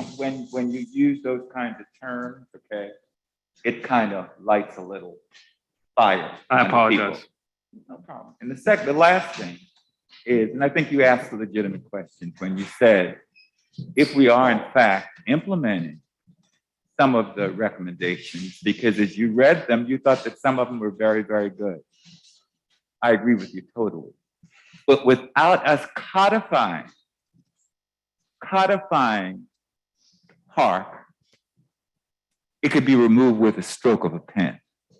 The recommendations that are being worked on now, okay, a stroke of a pen. But at least if it's codified, it will require action from this body. So that's why it's important for us to establish HARC so that it can be codified and statutory. Okay? Thank you. Councilmember Shade. Thank you, Mr. Mayor, members of council. In the preamble to this ordinance, we're ready to give third and final reading to. Makes reference to a report called The State of Racial Disparities, Charleston County, South Carolina, 2000-2015. In the executive summary of this report, I want to read this one line to us. The data gathered here illuminate the social and economic conditions disproportionately impacting the county's Black population, particularly in the wake of rapid gentrification that is pricing out longtime Black residents in the downtown peninsula. Some of the highlights to illuminate those disparities included the following. I'm going to just pick a few of them. There was a growing gap between high earners and low earners within Charleston County. The economic gulf between Black and white residents that was present 50 years ago has not disappeared. Black people in Charleston County earn 60% of what their white counterparts make. While unemployment rates in Charleston County have declined since 2008, the Black unemployment rate remains more than double the white unemployment rate. There are more Black and Hispanic Charleston residents living in poverty than white residents. 50% of the Black population has low or no access to healthy foods. The Black population experiences greater poverty than other racial and ethnic groups in Charleston County. 42% of Black children under the age of 18 are living below the poverty line compared to 11% of white children. Access to healthcare services affect healthy outcomes. Black people experience the greatest obstacles to healthcare access. A large percentage of Black Charlestonians lack health insurance or a regular source of care and are unable to afford health services. The Black population in Charleston experiences poor health for a wide range of health indicators than any other racial ethnic groups in the region. If we do anything tonight, we have the opportunity by coincidence. This is Black History Month. The room, Iris brought that up earlier tonight. We have an opportunity tonight to be unanimous. We have an opportunity tonight for 13 voices to come together and support what I just said is a great disparity in our community. You can't deny these facts. You can't ignore these facts. If you want to be serious about addressing disparity in our community, if you want to take to heart the issues that have the greatest impact of destroying this community, every one of us, 13 of us, have the opportunity to stand up and be counted to say, I want to be part of the solution. Whether you do that tonight is your own vote, I will respect it. But in the spirit of unanimity, the spirit of coming together, in the spirit of turning back these voices who, for no other reason, want to see this commission fail, no matter what we do, no matter how many times we meet, no matter how many times we take in consideration their objections, they want this thing to fail. Why? I don't know the answer to that question, but it disgusts me. And I'm outraged by that. But tonight, during Black History Month, we have an opportunity to come with one voice. Thank you, sir. Councilmember Appel. Thank you, Mr. Mayor. And, I've said at various points during this process that I support a commission, and I was regrettably voting no because I wanted to see some additional improvements made. And I just can't tell you how proud I am of everybody that I serve with on this council. I mean, Lord knows how many conversations and meetings we've had to work through all these issues. I think my colleague, Councilman Waring, remarked at one point that democracy is a little bit like childbirth. As someone who is experienced, not just, I was going to say I've experienced democracy. Okay, hang on. You're right. Sometimes it can be a little difficult to get to where you want to be, but when you get there, there's a beautiful thing at the end of the process. And I could not be more proud than to vote for this commission tonight. And I'm going to do it as amended with Councilman Shahid's amendments.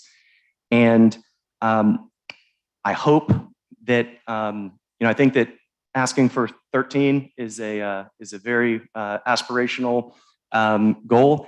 I certainly want it to be more than the slimmest of the majorities, because I want this to be a statement that this commission is going to be in a spirit of as much unity as possible, because the commission's going to need our back once it gets started, so that their work can actually be effective.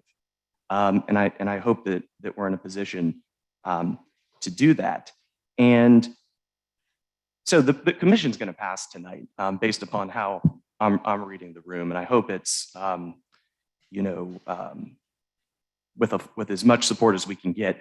But I just want to say one thing, and I want to piggyback on something that Councilman Greg mentioned, because I think it's very astute. If we were to pass the commission tonight, even with a 2-digit plurality, it would be wrong for us to just declare victory. the work is not over. It is just beginning. And Councilman Gregg made a wonderful point.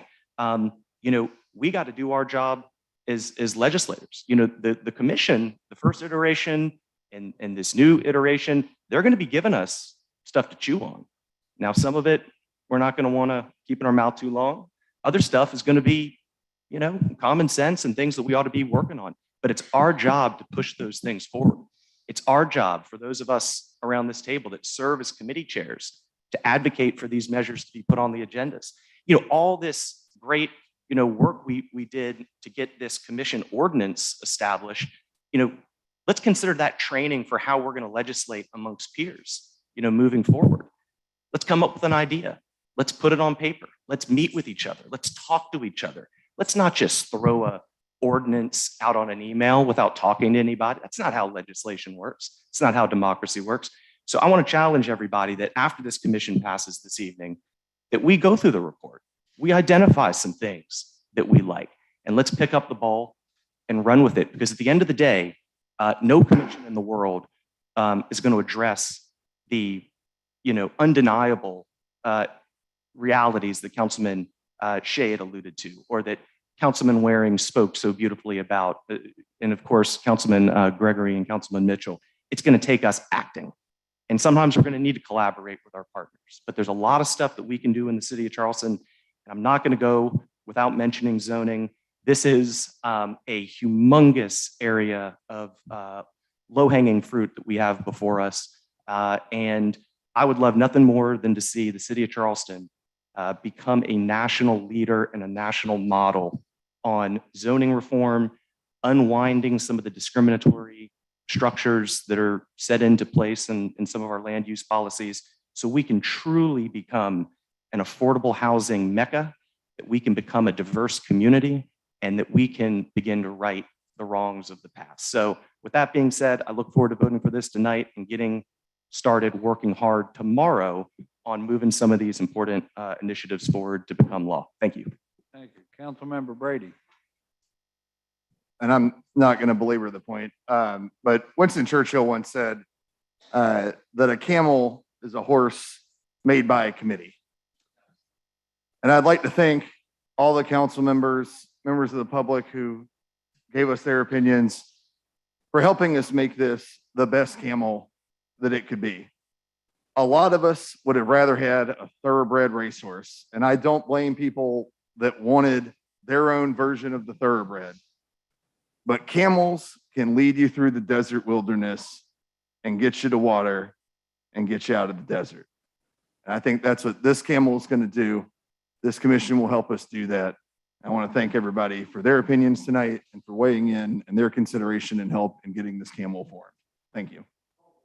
Thank you. Would anyone else like to be heard? Councilmember Sackler.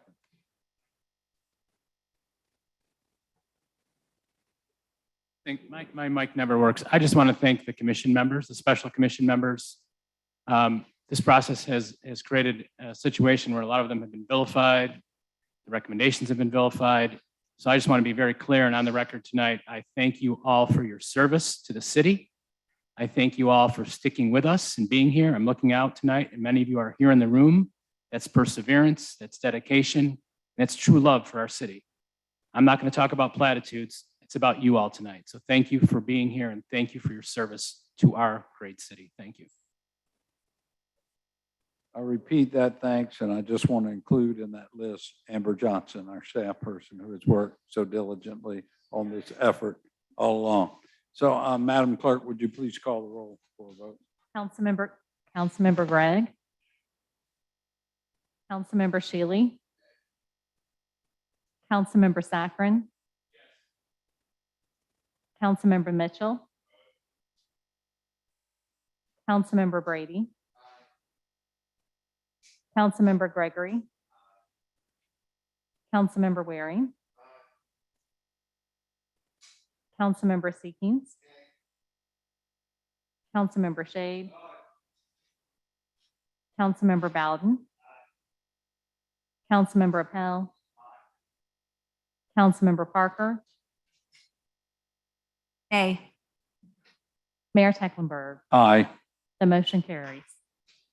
All right, thank you very much. Next up is our bills. Move to take 1 through 5 together. Second reading, we have bills 1 through 5. We're going to take them together.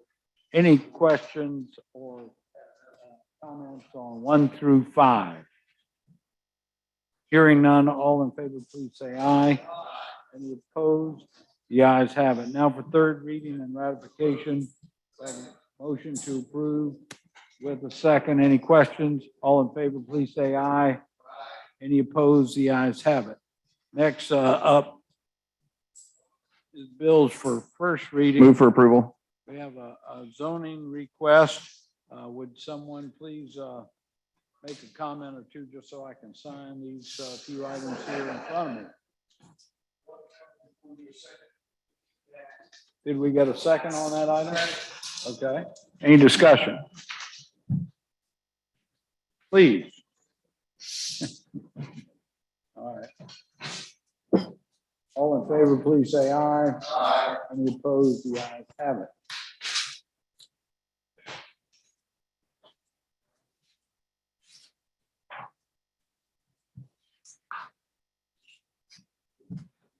Council members Parker and Gregg, our protocol says that the mayor signed these items that we have finally approved while we're still in session.